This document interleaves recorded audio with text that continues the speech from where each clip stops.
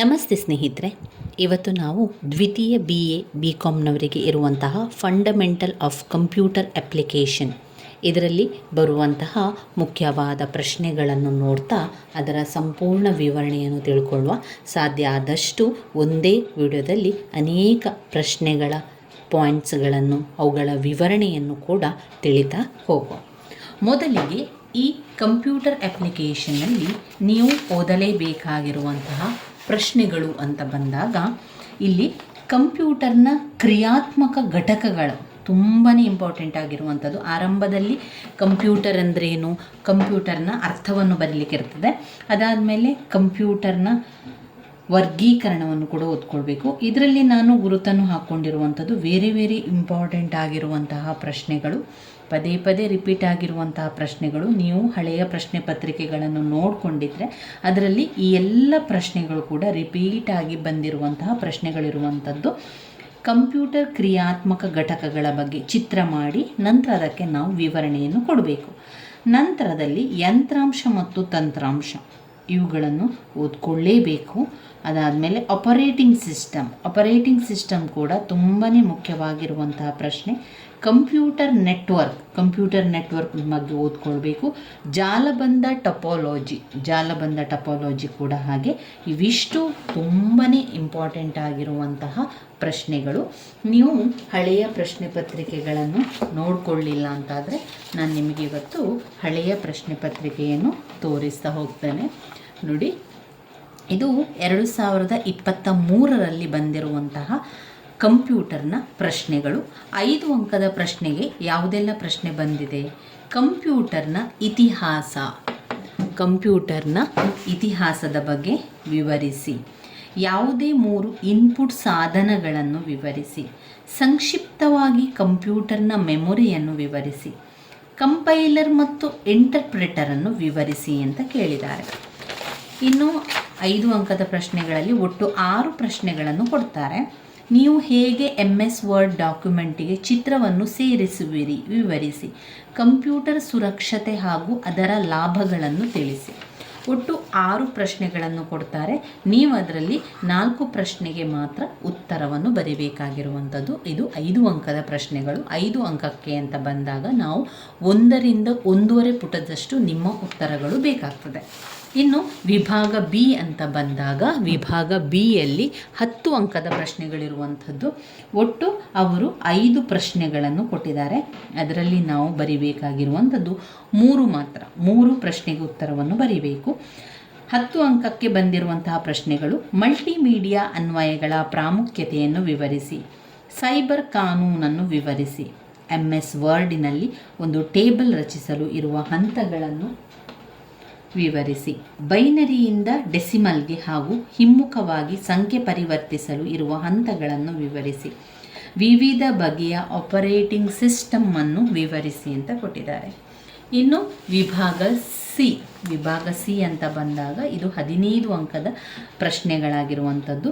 ಅವರು 4 ಪ್ರಶ್ನೆಗಳನ್ನು ಕೊಟ್ಟಿರ್ತಾರೆ. ನೀವು 2 ಪ್ರಶ್ನೆಗೆ ಮಾತ್ರ ಉತ್ತರವನ್ನು ಬರೆದರೆ ಸಾಕು. 10 ಅಂಕದ ಪ್ರಶ್ನೆ ಅಂತ ಬಂದಾಗ 3ರಿಂದ 4 ಪುಟದಷ್ಟು ನಿಮ್ಮ ಉತ್ತರ ಇರಬೇಕು. ಹಾಗೆಯೇ 15 ಅಂಕ ಬಂದಾಗ 4ರಿಂದ 5 ಪುಟಗಳು ನಿಮ್ಮ ಉತ್ತರ ಇದ್ದರೆ ಒಳ್ಳೆಯದು. ನೆಟ್ವರ್ಕ್ನ ಟಪೋಲಜಿಯನ್ನು ವಿವರಿಸಿ. ಗಾತ್ರ, ವೇಗ, ಸಾಮರ್ಥ್ಯವನ್ನು ಆಧರಿಸಿ ಕಂಪ್ಯೂಟರ್ಗಳ ವರ್ಗೀಕರಣವನ್ನು ವಿವರಿಸಿ. ರೇಖಾಚಿತ್ರದ ಜೊತೆಗೆ ಡಿಜಿಟಲ್ ಕಂಪ್ಯೂಟರ್ನ ಕ್ರಿಯಾತ್ಮಕ ಘಟಕ ವಿವರಿಸಿ. ಡಾಸ್ ಎಂದರೇನು? ಆಂತರಿಕ ಮತ್ತು ಬಾಹ್ಯ ಡಾಸ್ ಆದೇಶಗಳನ್ನು ವಿವರಿಸಿ. ಡಾಸ್ ಎಂದರೇನು? ಆಂತರಿಕ ಮತ್ತು ಬಾಹ್ಯ ಡಾಸ್ ಆದೇಶಗಳನ್ನು ವಿವರಿಸಿ. ಇವಿಷ್ಟು ಹಳೆಯ ಪ್ರಶ್ನೆ ಪತ್ರಿಕೆಗಳಲ್ಲಿ ಬಂದಿರುವಂತಹ ಪ್ರಶ್ನೆಗಳಾಗಿದೆ ಸ್ನೇಹಿತರೆ. ನಾವು ಒಂದೊಂದನ್ನೇ ವಿವರಣೆಯನ್ನು ತಿಳಿತಾ ಅದರ ಪಾಯಿಂಟ್ಸ್ಗಳನ್ನು ಕೂಡ ತಿಳಿತಾ ಹೋಗುವ. ಮೊದಲಿಗೆ ಕಂಪ್ಯೂಟರ್ನ ವ್ಯಾಖ್ಯೆಗಳನ್ನು ತಿಳ್ಕೊಳ್ಬೇಕು. ಕಂಪ್ಯೂಟರ್ ಅಂದರೆ ಏನು ಎನ್ನುವಂಥದ್ದು. ಕಂಪ್ಯೂಟರ್ ಅಂದರೆ ಏನು? ನಮ್ಮ ಜೀವನ ವಿಶೇಷವಾಗಿ ಕಂಪ್ಯೂಟರ್ ಕ್ಷೇತ್ರದಲ್ಲಿ ತಾಂತ್ರಿಕ ಆವಿಷ್ಕಾರಗಳು ಒಂದು ಸಮುದ್ರ ಬದಲಾವಣೆಗಳನ್ನು ಕಂಡಿದೆ. ಕಂಪ್ಯೂಟರ್ ಇಂದು ನಮ್ಮ ಜೀವನ ಶೈಲಿಯ ಅವಿಭಾಜ್ಯ ಭಾಗವಾಗಿದೆ ಮತ್ತು ಮನೆಗಳಲ್ಲಿರ್ಬೋದು, ಶಾಲೆಗಳಲ್ಲಿ, ಕಾಲೇಜುಗಳಲ್ಲಿ, ಹೋಟೆಲ್ಗಳು, ಅಂಗಡಿಗಳಲ್ಲಿ, ಕಚೇರಿಗಳಲ್ಲಿ ಈಗ ಕಂಡುಬರ್ತದೆ. ತಂತ್ರಜ್ಞಾನ ನಮ್ಮ ಜೀವನವನ್ನು ಮೊದಲಿಗಿಂತ ಸುಲಭ ಹಾಗೂ ಆರಾಮದಾಯಕವನ್ನಾಗಿ ಕೂಡ ಮಾಡಿದೆ. ಉದಾಹರಣೆಗೆ ನಾವು ಕಂಪ್ಯೂಟರ್ ಆಧಾರಿತ ವ್ಯವಸ್ಥೆಗಳನ್ನು ಬಳಸಿಕೊಂಡು ಅನೇಕ ಚಟುವಟಿಕೆಗಳನ್ನು ಕಾರ್ಯಗತಗೊಳಿಸಬಹುದು. ಪದ ಸಂಸ್ಕರಣೆಗೆ ಉಪಯೋಗಿಸಿ ಬರೆಯಬಹುದು ಮತ್ತು ಇಮೇಲ್ ಕೂಡ ಮಾಡಬಹುದು. ಈ ಒಂದು ವಿದ್ಯಮಾನ ಹಾಳೆ ಬಳಸಿಕೊಂಡು ಲೆಕ್ಕಾಚಾರಗಳನ್ನು ಕೂಡ ಮಾಡಬಹುದು ಮತ್ತು ಗ್ರಾಫಿಕ್ ಅಳವಡಿಸಿಕೊಳ್ಳಬಹುದು. ತಮ್ಮ ಸ್ನೇಹಿತರ ಫೋನ್ ಸಂಖ್ಯೆಗಳು, ವಿಳಾಸಗಳು, ಇಮೇಲ್ ID ಇತ್ಯಾದಿಗಳ ಒಂದು ಡೇಟಾಬೇಸ್ ರಚಿಸಬಹುದು. ಈಗಿರುವ ಸಾಂಪ್ರದಾಯಿಕ ವಿಧಾನಗಳನ್ನು ಬಳಸಿಕೊಂಡು ಈ ಒಂದು ಚಟುವಟಿಕೆಗಳನ್ನು ನಿರ್ವಹಿಸುವುದು ಒಂದು ಪ್ರಯಾಸಕರ ಪ್ರಕ್ರಿಯೆ ಕೂಡ ಆಗಿದೆ. ಕಂಪ್ಯೂಟರ್ ಅಂತ ಬಂದಾಗ ಕಂಪ್ಯೂಟರ್ನಲ್ಲಿ 2 ಪ್ರಮುಖ ಅಂಶಗಳು ಕಾಣ್ತವೆ. ಅದರಲ್ಲಿ ಯಂತ್ರಾಂಶ ಮತ್ತು ತಂತ್ರಾಂಶ. ಯಂತ್ರಾಂಶ ಮತ್ತು ತಂತ್ರಾಂಶದ ಬಗ್ಗೆ ಪ್ರಶ್ನೆಗಳು ಕೇಳ್ತಾರೆ. ಯಂತ್ರಾಂಶ ಅಂದರೆ ಏನು, ತಂತ್ರಾಂಶ ಅಂದರೆ ಏನು ಎನ್ನುವಂಥದ್ದು ನಿಮಗೆ ಗೊತ್ತಿರಬೇಕು. ಯಂತ್ರಾಂಶ ಅಂತ ಹೇಳಿದರೆ ಇದು ಕಂಪ್ಯೂಟರ್ನ ಭೌತಿಕ ಘಟಕಗಳನ್ನು ಹೊಂದಿದೆ. CPU, ಇನ್ಪುಟ್ ಸಾಧನಗಳು, ಉತ್ಪನ್ನ ಸಾಧನಗಳನ್ನೆಲ್ಲ ನಾವೇನು ಹೇಳ್ತೇವೆ, ಯಂತ್ರಾಂಶ ಅಂತ ಹೇಳ್ತೇವೆ. ಯಂತ್ರಾಂಶ ಅಂದ್ರೇನು? ಇದು ಕಂಪ್ಯೂಟರ್ನ ಭೌತಿಕ ಘಟಕಗಳನ್ನು ಹೊಂದಿದೆ. ಯಂತ್ರಾಂಶ ಇದು ಕಂಪ್ಯೂಟರ್ನ ಭೌತಿಕ ಘಟಕಗಳನ್ನು ಹೊಂದಿದೆ. ಉದಾಹರಣೆಗೆ CPU, ಇನ್ಪುಟ್ ಸಾಧನಗಳು, ಉತ್ಪನ್ನ ಸಾಧನಗಳು. ಇನ್ನು ತಂತ್ರಾಂಶ ಅಂತ ಬಂದಾಗ ಇದು ಸೂಚನೆಗಳ ಒಂದು ಸಮೂಹವಾದ ಪ್ರೋಗ್ರಾಮ್ಗಳನ್ನು ಒಳಗೊಂಡಿದೆ. ಇದು ಸೂಚನೆಗಳ ಒಂದು ಸಮೂಹವಾದ ಪ್ರೋಗ್ರಾಮ್ಗಳನ್ನು ಒಳಗೊಂಡಿದೆ. ಉದಾಹರಣೆಗೆ ಬೇಸಿಕ್, ಆಮೇಲೆ ಪಾಸ್ಕಲ್, C++, ಜಾವಾ. ಇದು ತಂತ್ರಾಂಶಕ್ಕೆ ಇರುವಂಥ ವಿಚಾರಗಳು. ಇನ್ನು ಡೇಟಾ ಎಂದರೇನು? ಡೇಟಾ ಎಂದರೇನು ಅಂತ ಬಂದಾಗ 5 ಅಂಕಕ್ಕೆಲ್ಲ ಕೇಳುವಂಥದ್ದು ಡೇಟಾ. ಅಂಕಿ ಅಂಶಗಳು ಮತ್ತು ಫ್ಯಾಕ್ಟ್ಸ್ ಅನ್ನು, ಅಂಕಿ ಅಂಶಗಳು, ಅಕ್ಷರಗಳು, ಫ್ಯಾಕ್ಟ್ಸ್ ಅಂಕಿ ಅಂಶಗಳು, ಫ್ಯಾಕ್ಟ್ಸ್ ಅಕ್ಷರಗಳು ಅಥವಾ ಅಕ್ಷರ ಸಂಖ್ಯಾಯುಕ್ತ ಅಥವಾ ಸಂಖ್ಯಾ ಅಥವಾ ವಿಶೇಷ ಅಕ್ಷರಗಳು ಡಾಟಾ ಅಂತ ಹೇಳುವಂಥದ್ದು. ಡೇಟಾ ಒಂದೇ ಬಳಕೆದಾರರಿಗೆ ಉಪಯೋಗವಾಗುವುದಿಲ್ಲ. ಇದು ಪ್ರಾಥಮಿಕ ಮಾದರಿಯ ವಿಷಯವಾಗಿದೆ. ಉದಾಹರಣೆಗೆ ವಿದ್ಯಾರ್ಥಿಯ ಹೆಸರನ್ನು ಬರೆಯುವಂಥದ್ದು, ನೋಂದಣಿ ಹೆಸರನ್ನು ಬರೆಯುವಂಥದ್ದು, ಜನ್ಮ ದಿನಾಂಕ, ಕೋರ್ಸುಗಳ ಶೀರ್ಷಿಕೆ ಇತ್ಯಾದಿಗಳನ್ನು ಬರೆಯುವಂಥದ್ದು ಇಲ್ಲಿ. ಮಾಹಿತಿ ಎಂದರೇನು? ಮಾಹಿತಿ ಅಂದರೆ ಏನು? ಸಂಸ್ಕರಿಸಿದ ದತ್ತಾಂಶಗಳನ್ನೇ ಮಾಹಿತಿ ಆಗಿರುವಂಥದ್ದು. ಮಾಹಿತಿ ಅಂದರೆ ಸಂಗ್ರಹಿಸಿದಂತಹ ದತ್ತಾಂಶದ ಮಾಹಿತಿ ಅಂದರೆ ಸಂಸ್ಕರಿಸಿದ ದಶಮಾಂಶಗಳ ಮಾಹಿತಿಯಾಗಿದೆ. ಮಾಹಿತಿಯು ದಶಮಾಂಶ ಸಂಸ್ಕರಣಾ ಪ್ರಕ್ರಿಯೆಯ ಉತ್ಪನ್ನವಾಗಿದೆ. ಮಾಹಿತಿ ದಶಮಾಂಶಕ್ಕಿಂತ ಭಿನ್ನವಾಗಿದ್ದು ಬಳಕೆದಾರರಿಗೆ ಅರ್ಥಪೂರ್ಣವಾಗಿದೆ. ಇದು ದ್ವಿತೀಯ ಮಾದರಿಯ ವಿಷಯವಾಗಿದೆ. ಉದಾಹರಣೆಗೆ 25 ವರ್ಷಕ್ಕಿಂತ ಹೆಚ್ಚು ವಯಸ್ಸಿನ ವಿದ್ಯಾರ್ಥಿಗಳ ಪಟ್ಟಿ. ದತ್ತಾಂಶ ಸಂಸ್ಕರಣಾ ಚಕ್ರ. ದತ್ತಾಂಶ ಸಂಸ್ಕರಣೆ ಏನನ್ನು ಒಳಗೊಂಡಿದೆ? ದತ್ತಾಂಶ ಸಂಸ್ಕರಣೆಯಲ್ಲಿ ರೆಕಾರ್ಡ್ ಆದ ದಶಮಾಂಶ, ಹುಟ್ಟಿದ ಅಥವಾ ರೆಕಾರ್ಡ್ ಆದ ದಶಮಾಂಶ, ವ್ಯವಸ್ಥೆ ಅಥವಾ ವಿಂಗಡಿಸಿದ ಡೇಟಾ, ಪ್ರಕ್ರಿಯೆ ಅಥವಾ ಮಾರ್ಪಡಿಸಿದ ದತ್ತಾಂಶ, ರಿಪೋರ್ಟ್ ಫಾರ್ಮ್ಯಾಟ್ ದಶಮಾಂಶ, ಸಂವಹನ, ತಲುಪಿದ ಮಾಹಿತಿ. ಇವಿಷ್ಟು ಮಾಹಿತಿ ದತ್ತಾಂಶ ಸಂಸ್ಕರಣಾ ಚಕ್ರ ಅಂತ ಬಂದಾಗ ನಮಗೆ ಗೊತ್ತಿರಬೇಕಾಗಿರುವಂಥ ವಿಷಯ. ಇನ್ನು ಇದರಲ್ಲಿ ಮುಖ್ಯವಾಗಿರುವಂಥದ್ದು ಕಂಪ್ಯೂಟರ್ನ ಗುಣಲಕ್ಷಣಗಳು. ಕಂಪ್ಯೂಟರ್ನ ಗುಣಲಕ್ಷಣಗಳು ಹಲವು ಬಾರಿ ಪ್ರಶ್ನೆಗಳು ಬಂದಿದೆ. ಏನು ಕಂಪ್ಯೂಟರ್ನ ಗುಣಲಕ್ಷಣಗಳು? ಗುಣಲಕ್ಷಣ ಅಂತ ಬಂದಾಗ ನಾವೇನು ಬರಿಬೇಕು ಅಂತ ಹೇಳಿದರೆ, ಕಂಪ್ಯೂಟರ್ ಏನೆಲ್ಲ ವಿಚಾರಗಳನ್ನು ನಮಗೆ ಕೊಡ್ತದೆ ಅಥವಾ ಅದು ಒಂದು ಯಾವಾಗಲೂ ನಮ್ಮ ಜೊತೆ ಕೆಲಸ ಮಾಡ್ತದೆ, ತುಂಬಾ ಬುದ್ಧಿವಂತವಾಗಿರುವಂಥದ್ದು, ಕಾರ್ಯಚಟುವಟಿಕೆಯನ್ನು ಮಾಡುವಂಥದ್ದು, ಅದರ ವೇಗ ನೋಡಿದರೆ ಅಷ್ಟು ಫಾಸ್ಟಾಗಿ ಕೆಲಸ ಮಾಡ್ತದೆ, ನಿರಂತರವಾಗಿ ಕೆಲಸವನ್ನು ಮಾಡುವಂಥದ್ದು. ಈ ಎಲ್ಲ ವಿಚಾರಗಳು ಗುಣಲಕ್ಷಣ ಅಂತ ಬಂದಾಗ ಬರ್ತದೆ. ಕಂಪ್ಯೂಟರ್ನ ಗುಣಲಕ್ಷಣಗಳಲ್ಲಿ 5 ಪಾಯಿಂಟ್ಸ್ಗಳಿವೆ. ಈ 5 ಪಾಯಿಂಟ್ಸ್ಗಳನ್ನು ನಿಮ್ಮ ಪಾಯಿಂಟ್ಸ್ ಬುಕ್ಕಲ್ಲಿ ಬರ್ಕೊಳ್ಳಿ. ಕಂಪ್ಯೂಟರ್ ಗುಣಲಕ್ಷಣ. ಕಂಪ್ಯೂಟರ್ ಅಂದರೆ ಏನು? ಕಂಪ್ಯೂಟರ್ ಎಂದರೆ ಒಂದು ವಿದ್ಯುನ್ಮಾನ ಸಾಧನ. ಅದು ಒಂದು ವಿದ್ಯುತ್ತಿನನ್ನು ಉಪಯೋಗಿಸಿಕೊಂಡು ಮಾಡುವಂತಹ ಒಂದು ಸಾಧನವೇ ಅದು ಕಂಪ್ಯೂಟರ್ ಆಗಿರುವಂಥದ್ದು. ಅದರ ಗುಣಲಕ್ಷಣಗಳಲ್ಲಿ 1 ವೇಗ, 2 ಶೇಖರಣ ಮತ್ತು ವಿಶ್ವಾಸಾರ್ಹತೆ. 1 ವೇಗ,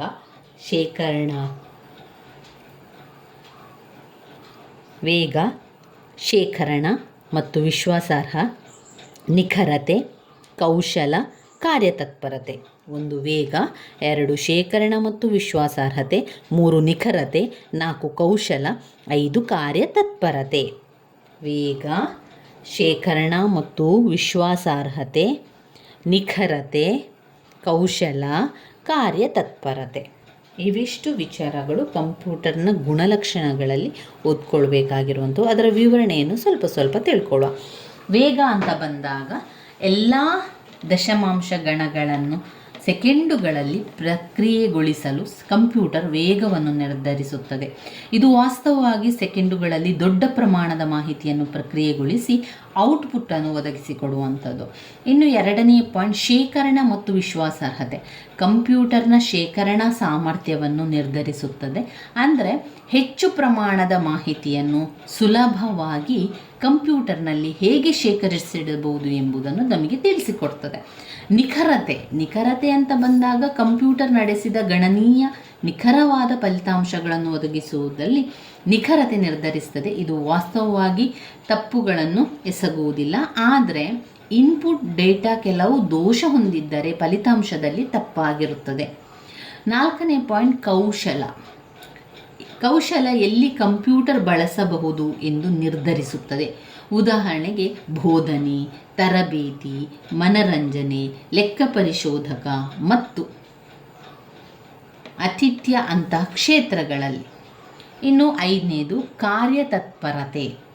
ಕಂಪ್ಯೂಟರ್ ಅನೇಕ ಗಂಟೆಗಳ ಕಾಲ ದಣಿವಾಗದೆ ಕೆಲಸ ಮಾಡುತ್ತದೆ ಎಂಬುದನ್ನು ನಿರ್ಧರಿಸುತ್ತದೆ. ಇದು ದೀರ್ಘಕಾಲ ಕೆಲಸ ಮಾಡಿದ ನಂತರವೂ ಒಂದು ಸ್ವೀಕಾರಾರ್ಹ ಔಟ್ಪುಟ್ ಸಿಗುತ್ತದೆ. ಇಂದು ಇದರಲ್ಲಿ ಲ್ಯಾಪ್ಟಾಪ್, ಡೆಸ್ಕ್ಟಾಪ್, ಕೈ ಕಂಪ್ಯೂಟರ್ಗಳ ಬಳಕೆದಾರರು ಶಕ್ತಿ, ವೇಗ, ಸಾಮರ್ಥ್ಯ ಮತ್ತು ಸಂಪರ್ಕವನ್ನು ಹೆಚ್ಚು ಗಮನದಲ್ಲಿಟ್ಟುಕೊಂಡು ಖರೀದಿ ಮಾಡುತ್ತಾರೆ. ಇವಿಷ್ಟು ವಿಚಾರಗಳು ಕಂಪ್ಯೂಟರ್ನ ಗುಣಲಕ್ಷಣಗಳಲ್ಲಿ ಬರ್ತದೆ. ಕಂಪ್ಯೂಟರ್ನ ಗುಣಲಕ್ಷಣಗಳನ್ನು ಮತ್ತೊಮ್ಮೆ ಹೇಳ್ತಾ ಹೋಗ್ತಾನೆ. ವೇಗ, ಶೇಖರಣ ಮತ್ತು ವಿಶ್ವಾಸಾರ್ಹತೆ, 3 ನಿಖರತೆ, 4 ಕಾರ್ಯತತ್ಪರತೆ, 4 ಕೌಶಲ, 5 ಕಾರ್ಯತತ್ಪರತೆ. ಇವಿಷ್ಟು ಕಂಪ್ಯೂಟರ್ನ ಗುಣಲಕ್ಷಣಗಳಲ್ಲಿ ನೀವು ಬರೀಬೇಕು. ಇನ್ನು ಒಂದು ಪ್ರಶ್ನೆ, ಹಳೆಯ ಪ್ರಶ್ನೆ ಪತ್ರಿಕೆಯಲ್ಲಿ ನೋಡಿದರೆ ಇದು ಒಂದು ಪ್ರಶ್ನೆ ಬಂದಿದೆ. ಈ ಕಂಪ್ಯೂಟರ್ನ ಇತಿಹಾಸ ಅಂತ ಬಂದಾಗ ನಾವೇನು ಬರಿಬೇಕು? ಎಲ್ಲ ವಿಚಾರಗಳನ್ನು ಬರಿಬೇಕು. ಇತಿಹಾಸದಲ್ಲಿ ಹೇಗಿತ್ತು, ಇತಿಹಾಸದಲ್ಲಿ ಏನೆಲ್ಲ ಇತ್ತು ಅಂತ ನಾನು ಹೇಳ್ತಾ ಹೋಗ್ತೇನೆ, ಅರ್ಥ ಮಾಡ್ಕೊಳ್ಳಿ. ಅದರ ನಂತರ ಬರಿತಾ ಹೋದರೆ ಆಯಿತು. ಸುಮಾರು 3500 ವರ್ಷಗಳ ಹಿಂದೆ ಬೃಹತ್ ನೆಲದ ಮೇಲೆ ಬೃಹತ್ ಕಲ್ಲಿನ ಕೆತ್ತಿದ ರಚನೆಯನ್ನು ವೃತ್ತಾಕಾರದ ಮಾದರಿ ಹರಡಿ ಸೂರ್ಯನ ಕಿರಣಗಳ ಸ್ಥಾನವನ್ನು ಪರಿಗಣಿಸುವ ಮೂಲಕ ಖಗೋಳ ಲೆಕ್ಕಾಚಾರಕ್ಕೆ ಉಪಯೋಗಿಸಲಾಗಿತ್ತು. ನೀವು ಇಲ್ಲಿ ಒಂದು ಚಿತ್ರವನ್ನು ಕಾಣ್ತೀರ, ನೀವು ನೋಡಿ. ಚಿತ್ರದಲ್ಲಿ ಏನು ಕಾಣ್ತಾ ಇದೆ? ಅದು ಒಂದು ಕಲ್ಲಿನಲ್ಲಿ ದೊಡ್ಡದು ಬೃಹತ್ತಾದ ಕಲ್ಲಿನಿಂದ ಒಂದು ಕೆತ್ತನೆಯನ್ನು ಮಾಡಿ ಅಲ್ಲಿ ಸೂರ್ಯನ ಬೆಳಕು ಅಲ್ಲಿಗೆ ಬರುವಂತೆ ಮಾಡುವಂಥದ್ದು. ಅದು ಯಾಕೆ ಆವಾಗ ಬಳಸ್ತಾ ಇದ್ರು ಅಂತ ಹೇಳಿದರೆ, ಆಗಿನ ಒಂದು ಕಾಲದಲ್ಲಿ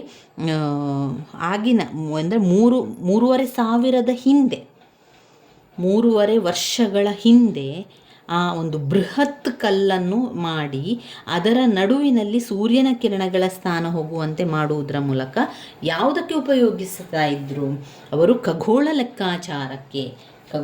ಲೆಕ್ಕಾಚಾರವನ್ನು ಮಾಡಲಿಕ್ಕೆ ಅದನ್ನು ಉಪಯೋಗಿಸ್ತಾ ಇದ್ದರು. ಇದು ಆಧುನಿಕ ಕಂಪ್ಯೂಟರ್ ಉದ್ಭವಕ್ಕೆ ನಾಂದಿಯಾಯಿತು ಅಂತ ಹೇಳ್ಬೋದು. ಇವಾಗ ಬೇರೆ ಬೇರೆ ರೀತಿಯ ಕಂಪ್ಯೂಟರ್ ಆಗಲಿಕ್ಕೆ ಕಾರಣ ಏನು ಅಂತ ಹೇಳಿದರೆ, 3500 ವರ್ಷಗಳ ಹಿಂದೆ ಕಲ್ಲು ಬಂಡೆಯನ್ನು ಕೆತ್ತಿ ಬೃಹತಾಕಾರದ ಕಲ್ಲು ಬಂಡೆಯನ್ನು ಕೆತ್ತಿ ಅದರ ನಡುವಿನಲ್ಲಿ ಸೂರ್ಯನ ಬೆಳಕು ಬರುವಂತೆ ಮಾಡ್ತಾಯಿದ್ರು. ಇದು ಅವರಿಗೆ ಬೇಕಾಗಿರುವಂಥದ್ದು ಖಗೋಳಶಾಸ್ತ್ರದ ಲೆಕ್ಕಾಚಾರವನ್ನು ಮಾಡಲಿಕ್ಕೆ ಉಪಯೋಗವನ್ನು ಮಾಡ್ತಾಯಿದ್ರು. ಆಧುನಿಕ ಕಂಪ್ಯೂಟರ್ ಒಂದು ಆರಂಭ ಆಗಲಿಕ್ಕೆ, ಒಂದು ಹೊಸತು ಕಂಪ್ಯೂಟರ್ ಅಂತ ಬರಲಿಕ್ಕೆ ಈ ಒಂದು ಕಾರಣವೇ ನಾಂದಿಯಾಯಿತು ಅಂತ ಹೇಳುವಂಥದ್ದು. ಇನ್ನು ನವಶಿಲಾಯುಗದ ಕಂಪ್ಯೂಟರ್ ಇಲ್ಲಿಯವರೆಗೆ ಕಂಡ ಹಳೆಯ ಕಂಪ್ಯೂಟರ್. ನವಶಿಲಾಯುಗದ ಕಂಪ್ಯೂಟರ್ ಮಧ್ಯಕಾಲೀನ ಸಮಯದಲ್ಲಿ ಕಂಪ್ಯೂಟರ್ ಪರಿಕಲ್ಪನೆಯು ಕೆಲವು ಯಂತ್ರದ ಮೂಲಕ ಲೆಕ್ಕ ಅಥವಾ ಕಂಪ್ಯೂಟರ್ ನಡೆಸಲು ಮಾತ್ರ ಸೀಮಿತವಾಗಿತ್ತು. ಇದರಲ್ಲಿ ಅವರು ತೋರಿಸುವ ರೀತಿಯಲ್ಲಿ ನಮಗೆ ಕಾಣ್ಬೋದು. ಅಂದರೆ ಯಾವ ರೀತಿ ಇತ್ತು ಕಲ್ಲು ಬಂಡೆ, ಅದುವೇ ಕಂಪ್ಯೂಟರ್ನ ಒಂದು ನಾಂದಿಗೆ ಕಾರಣ ಆಯಿತು ಅಂತ ಹೇಳ್ಬೋದು. ಅದಾದ ನಂತರ ಸರಳ ಕ್ಯಾಲ್ಕುಲೇಟರ್ನಿಂದ ಕಂಪ್ಯೂಟರನ್ನು ಹೇಗೆ ವಿಕಾಸಗೊಂಡಿದೆ ಅಂತ ನೋಡ್ತಾ ಹೋಗುವ. ಒಂದೊಂದೇ ವಿಕಾಸ ಆಗ್ತಾ ಹೋಗ್ತದೆ. ಆರಂಭದಲ್ಲಿ ಏನು ಮಾಡಿದರು, ಅಬಕಾಸ್ ಅಂತ ಆರಂಭ ಮಾಡಿದರು. ಅಬಕಸ್, ಆಮೇಲೆ bless Pascal,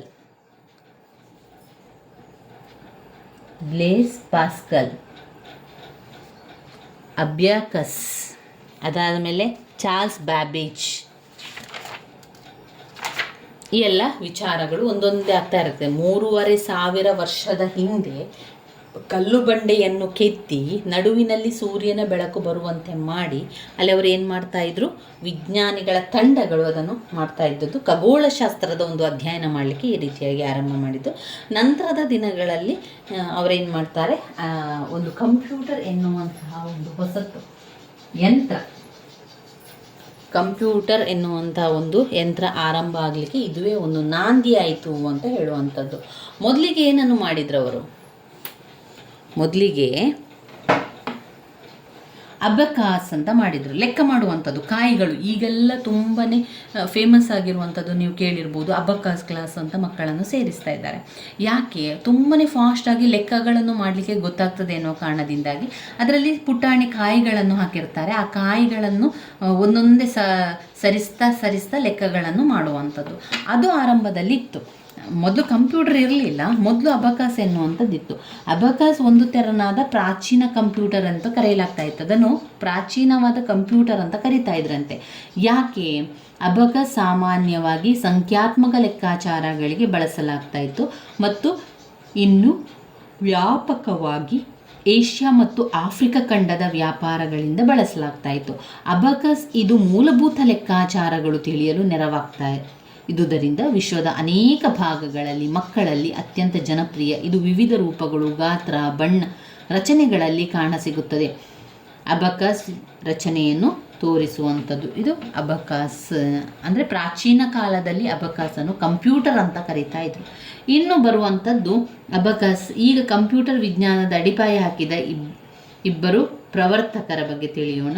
bless ಹಾಸ್ಕಲ್, French ಗಣಿತಜ್ಞ bless Pascal ಅವರು ಸಂಖ್ಯಾತ್ಮಕ ವೀಲ್ ಕೋಷ್ಟಕ ಹೆಸರಿನ ಒಂದು ಯಂತ್ರ ಕಂಡುಹಿಡಿದರು. ಆಗ ಬ್ಲೇಸ್ ಪಾಸ್ಕಲ್ ಅವರಿಗೆ ಕೇವಲ 18 ವರ್ಷ ವಯಸ್ಸಾಗಿತ್ತು. ನಂತರ ಸಂಖ್ಯಾತ್ಮಕ ವೀಲ್ ಕೋಷ್ಟಕ ಪಾಸ್ಕಲ್ ಎಂದು ಜನಪ್ರಿಯವಾಯಿತು. ಕೆಲವು ವರ್ಷಗಳ ನಂತರ 1673ರಲ್ಲಿ ಜರ್ಮನ್ ಗಣಿತಜ್ಞ ಗಾಸ್ಟ್ರೇಡ್ ವಿಬ್ನಿಚ್ ಒಂದು ಯಾಂತ್ರಿಕ ಲೆಕ್ಕಾಚಾರಗಳ ಯಂತ್ರವನ್ನು ಕಂಡುಹಿಡಿದರು. ಅದು ಪ್ಯಾಸ್ಕಲಿನ್ಗಿಂತ ವೇಗವಾಗಿ ಗುಣಿಸುವುದು, ಭಾಗಿಸುವುದು, ಕೂಡುವುದು, ಕಳೆಯುವುದು ಕೂಡ ಮಾಡುತ್ತಿತ್ತು. ಇನ್ನು ಬರುವಂತಹ ವಿಚಾರ ಚಾರ್ಲ್ಸ್ ಬ್ಯಾಬೇಜ್ ಅವರು. ಚಾರ್ಲ್ಸ್ ಬ್ಯಾಬೇಜ್ ಅವರು ಏನು ಮಾಡಿದರು, ಇದರಲ್ಲಿ ಅಂದರೆ ಕಂಪ್ಯೂಟರ್ ಇತಿಹಾಸ ಅಂತ ಬಂದಾಗ ಮೊದಲಿಗೆ ನಾವು ಏನು ಬರಿತಾ ಹೋಗಬೇಕು ಅಂದರೆ 3500 ವರ್ಷದ ಹಿಂದೆ ಒಂದು ಕಲ್ಲಿನ ಬಂಡೆಯನ್ನು ಕೆತ್ತಿ ಅಲ್ಲಿ ಸೂರ್ಯನ ಕೆರಳು ಬರುವಂತೆ ಮಾಡಿ ಒಂದು ಕಂಪ್ಯೂಟರ್ ರೀತಿಯಲ್ಲಿ ಅದನ್ನು ಮಾಡ್ತಾಯಿದ್ರು. ನಂತರ ಬಂದಿರುವಂಥದ್ದು ಅಬಕಾಸ್ ಎನ್ನುವಂಥದ್ದು. ಅಬಕಾಸ್ ಕೂಡ ಕಂಪ್ಯೂಟರ್ಗೆ ಪೂರಕವಾಗಿರುವಂಥ ಒಂದು ವಿಚಾರ. ಕಾಯಿಗಳನ್ನು ಲೆಕ್ಕವನ್ನು ಮಾಡ್ತಾ ಲೆಕ್ಕಾಚಾರಗಳ ಬಗ್ಗೆ ತಿಳ್ಕೊಳ್ಳುವಂಥದ್ದು. ಇನ್ನು ಅಬಕಾಸ್ ಆದ ನಂತರ ಬ್ಲೇಸ್ ಪಾಸ್ಕಲ್ ಅವರು ಏನು ಮಾಡ್ತಾರೆ ಅಂದರೆ ಪ್ರವರ್ತಕರು. ಅವರು ಕಂಪ್ಯೂಟರ್ ವಿಜ್ಞಾನದ ಅಡಿಪಾಯ ಹಾಕಿದ ಇಬ್ಬರು ಪ್ರವರ್ತಕರ ಬಗ್ಗೆ ತಿಳಿತಾ ನೋಡಿದ್ರೆ ಅಬಕಾಸ್ನಲ್ಲಿ ಬ್ಲೇಸ್ ಪಾಸ್ಕಲ್ ಅವರದು, ಹಾಗೆ ಚಾರ್ಲ್ಸ್ ಬ್ಯಾಬೇಜ್. ಇಂಗ್ಲಿಷ್ ಗಣಿತಶಾಸ್ತ್ರದ ಪ್ರಾಧ್ಯಾಪಕ ಚಾರ್ಲ್ಸ್ ಬ್ಯಾಬೇಜ್ ಅವರ ಪ್ರಯತ್ನಗಳಿಂದ ಕಂಪ್ಯೂಟರ್ಗಳ ನಿಜವಾಗಿ ಆರಂಭವಾಯಿತು. 1821ರಲ್ಲಿ ಬ್ಯಾಬೇಜ್ ಗಣಿತದ ಲೆಕ್ಕಾಚಾರಗಳನ್ನು ಮಾಡಲು ವ್ಯತ್ಯಾಸ ಇಂಜಿನ್ ಎಂಬ ಯಂತ್ರವನ್ನು ಕಂಡುಹಿಡಿದರು. 1832ರಲ್ಲಿ ಅವರು ಗಣಿತ ಕಾರ್ಯಗಳನ್ನು ಅಲ್ಲದೆ ಯಾವುದೇ ರೀತಿಯ ಲೆಕ್ಕ ಮಾಡುವ ಮತ್ತೊಂದು ಯಂತ್ರ ಅಭಿವೃದ್ಧಿಪಡಿಸುವ ಕಲ್ಪನೆಯನ್ನು ಹೊಂದಿದ್ದರು. ಶೀಘ್ರದಲ್ಲಿ ಅವರು ಹೊಸ ಯಂತ್ರ ಅಭಿವೃದ್ಧಿಪಡಿಸಲು ತೊಡಗಿಕೊಂಡಿದ್ದರು ಮತ್ತು 1856ರಲ್ಲಿ ಅವರು ಯಶಸ್ವಿಯಾದರು. ಹೊಸ ಯಂತ್ರಕ್ಕೆ ವಿಶ್ಲೇಷಣಾತ್ಮಕ ಎಂಜಿನ್ ಎಂದು ಹೆಸರಿಸಲಾಯಿತು. ಕಂಪ್ಯೂಟರ್ ಕ್ಷೇತ್ರದಲ್ಲಿ ತಮ್ಮ ಕೊಡುಗೆಗೆ ಚಾರ್ಲ್ಸ್ ಬ್ಯಾಬೇಜನ್ನು ಕಂಪ್ಯೂಟರ್ಗಳ ಪಿತಾಮಹ ಎಂದು ಕರೆಯಲಾಗುತ್ತದೆ. ಸಾಫ್ಟ್ವೇರ್ ಬಳಸದ ಯಾಂತ್ರಿಕ ಕಂಪ್ಯೂಟರ್ಗಳನ್ನು ತಿಳಿದ ನಂತರ ಈಗ ವಾಸ್ತವವಾಗಿ ಇಂದಿನ ಕಂಪ್ಯೂಟರ್ ಅಡಿಪಾಯವಾಗಿರುವ ಆರಂಭಿಕ ಇಲೆಕ್ಟ್ರಾನಿಕ್ ಕಂಪ್ಯೂಟರ್ಗಳ ಬಗ್ಗೆ ಕಲಿಯೋಣ. ಇಲ್ಲಿ ಅವರು ಮುಖ್ಯವಾಗಿ ಎಲೆಕ್ಟ್ರಾನಿಕ್ ಸಂಖ್ಯಾಶಾಸ್ತ್ರಾರ್ಥ ಇಂಟಿಗ್ರೇಟರ್ ಮತ್ತು ಕ್ಯಾಲ್ಕುಲೇಟರ್ ಮೊದಲು ವಿದ್ಯುನ್ಮಾನ ಕಂಪ್ಯೂಟರ್ ಆಗಿದೆ. ಇಬ್ಬರು ಅಮೇರಿಕನ್ ವಿಜ್ಞಾನಿಗಳು ಜಾನ್ ಪ್ರೆಸ್ಪರ್ ಎಕರ್ಟ್ ಮತ್ತು ಜಾನ್ ಡಬ್ಲ್ಯೂ ಜಂಟಿಯಾಗಿ ಫೆಬ್ರವರಿ 1946ರಂದು ENIAC ಅಭಿವೃದ್ಧಿಪಡಿಸಿದರು. ಅವರ ಆವಿಷ್ಕಾರದಿಂದ ಪ್ರಭಾವಿತವಾದಂತಹ ಅಮೇರಿಕನ್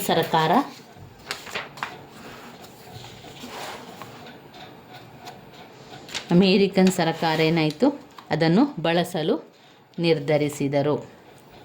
ENIAC ಅತ್ಯಂತ ವೇಗವಾಗಿ ಗಣಿತದ ಲೆಕ್ಕಾಚಾರಗಳನ್ನು ಮಾಡ್ತಾ ಇತ್ತು. ಇದು 5000 ಸೇರ್ಪಡೆಗಳು ಅಥವಾ ವ್ಯವಕಲನ ಮತ್ತು 360 ಗುಣಾಕಾರಗಳನ್ನು 1 ನಿಮಿಷದಲ್ಲಿ ಮಾಡಬಲ್ಲುದಾಗಿದೆ. ಇಂದಿನ ಕಂಪ್ಯೂಟರ್ಗೆ ಹೋಲಿಸಿದರೆ ಅದು ಗಾತ್ರದಲ್ಲಿ ದೊಡ್ಡದು. ಇದು 80 ಅಡಿ ಉದ್ದ, 30 ಟನ್ ತೂಕವಿದ್ದು ವಿದ್ಯುತ್ ಬಹಳ ಖರ್ಚಾಗ್ತಾ ಇತ್ತು. ಇದು ಬಹಳ ದುಬಾರಿ ಕೂಡ, ಸಾಮಾನ್ಯ ಮನುಷ್ಯನಿಗೆ ತಲುಪಲಾರದಿತ್ತು. ENIAC ಬಾಂಬ್ಗಳ ಚಿಪ್ಪುಗಳ ಪಥಗಳನ್ನು ಲೆಕ್ಕ ಮಾಡಲು ಉಪಯೋಗಿಸಲಾಗ್ತಾ ಇತ್ತು.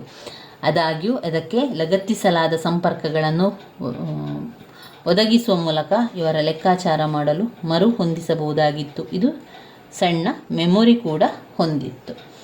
ಇಲ್ಲಿ ಜಾನ್ ವ್ಯಾನ್ ನ್ಯೂಮನ್ ಅವರು ENIAC ದುಷ್ಪರಿಣಾಮಗಳನ್ನು ಹೋಗಲಾಡಿಸಲು ಒಂದು ದೊಡ್ಡ ಆಂತರಿಕ ಮಾಹಿತಿ ಸಂಗ್ರಹಿಸುವ ಹೊಸ ಪರಿಕಲ್ಪನೆಯನ್ನು ಪ್ರಸ್ತಾಪಿಸಿದರು.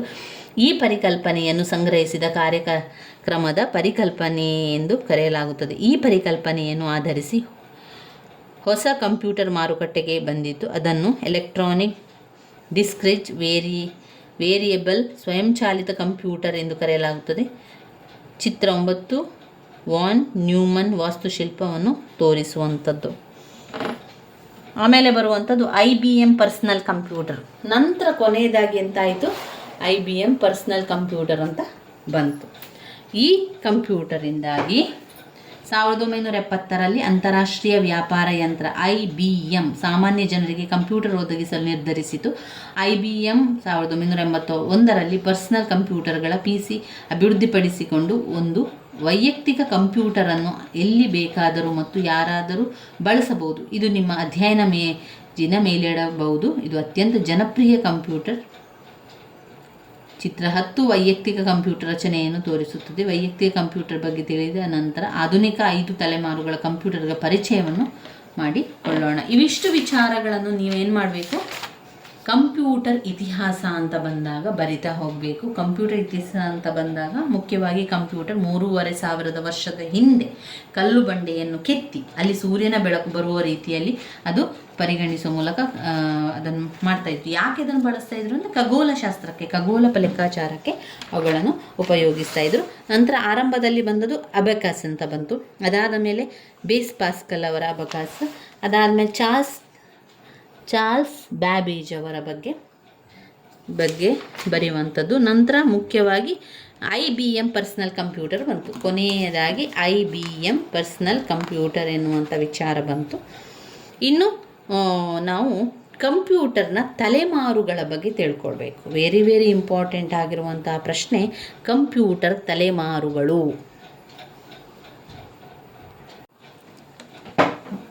ಕಂಪ್ಯೂಟರ್ನ ತಲೆಮಾರುಗಳು ತುಂಬಾ ಮುಖ್ಯವಾಗಿರುವಂಥ ಪ್ರಶ್ನೆ. 10 ಅಂಕಕ್ಕೆ ಹಲವು ಬಾರಿ ಕೇಳಿರುವಂಥ ಪ್ರಶ್ನೆ. ಕಂಪ್ಯೂಟರ್ನ ತಲೆಮಾರು ಅಥವಾ ಕಂಪ್ಯೂಟರ್ನ ಪೀಳಿಗೆಯ ಬಗ್ಗೆ ಬರೀರಿ ಅಂತ ಬಂದಾಗ ನಾವು ಇವುಗಳನ್ನು ಬರಿತಾ ಹೋಗಬೇಕು.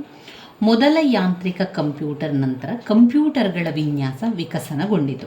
ಕಂಪ್ಯೂಟರ್ನ ಪ್ರತಿಯೊಂದು ಪೀಳಿಗೆಯನ್ನು ಅದರ ಪ್ರಮುಖ ತಾಂತ್ರಿಕ ಅಭಿವೃದ್ಧಿಯಿಂದ ಗುರುತಿಸುತ್ತೇವೆ. ಮೂಲಭೂತವಾಗಿ ಹೆಚ್ಚು ಸಣ್ಣ, ಅಗ್ಗದ, ಹೆಚ್ಚು ಪ್ರಬಲ, ಹೆಚ್ಚು ಪರಿಣಾಮಕಾರಿ, ಕೆಲವು ವಿಶ್ವಾಸಾರ್ಹವಾದಂತಹ ಸಾಧನವಾಗಿ ಕಂಪ್ಯೂಟರ್ ಕೆಲಸ ರೀತಿಯಲ್ಲಿ ಬದಲಾವಣೆ ಹೊಂದಿದೆ.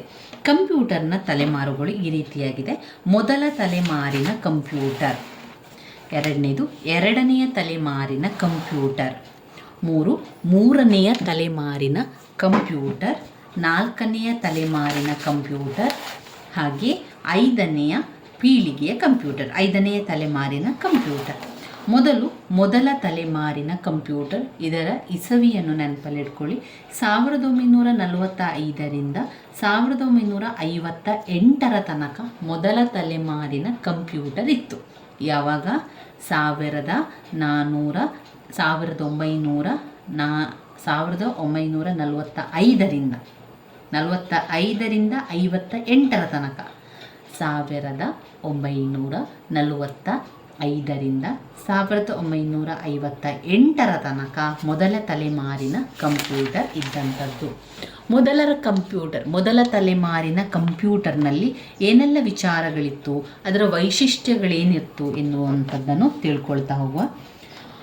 ಮೊದಲ ವ್ಯವಹಾರದ ಕಂಪ್ಯೂಟರ್ ಅಮೇರಿಕಾದ ಜನಗಣತಿಯ ವರ್ಷ 1951ರಲ್ಲಿ ಅಭಿವೃದ್ಧಿಪಡಿಸಿದರು. 1945ರಲ್ಲಿ ಮೊದಲ ತಲೆಮಾರಿನ ಕಂಪ್ಯೂಟರ್ ಬಂತು. ನಂತರ ಅಮೇರಿಕಾದ ಜನಗಣತಿಯ ವರ್ಷದಲ್ಲಿ ಅಂದರೆ 1951ರಲ್ಲಿ ಏನು ಮಾಡಿತು ಅಂತ ಹೇಳಿದರೆ ಅದನ್ನು ಅಭಿವೃದ್ಧಿಪಡಿಸಿದರು.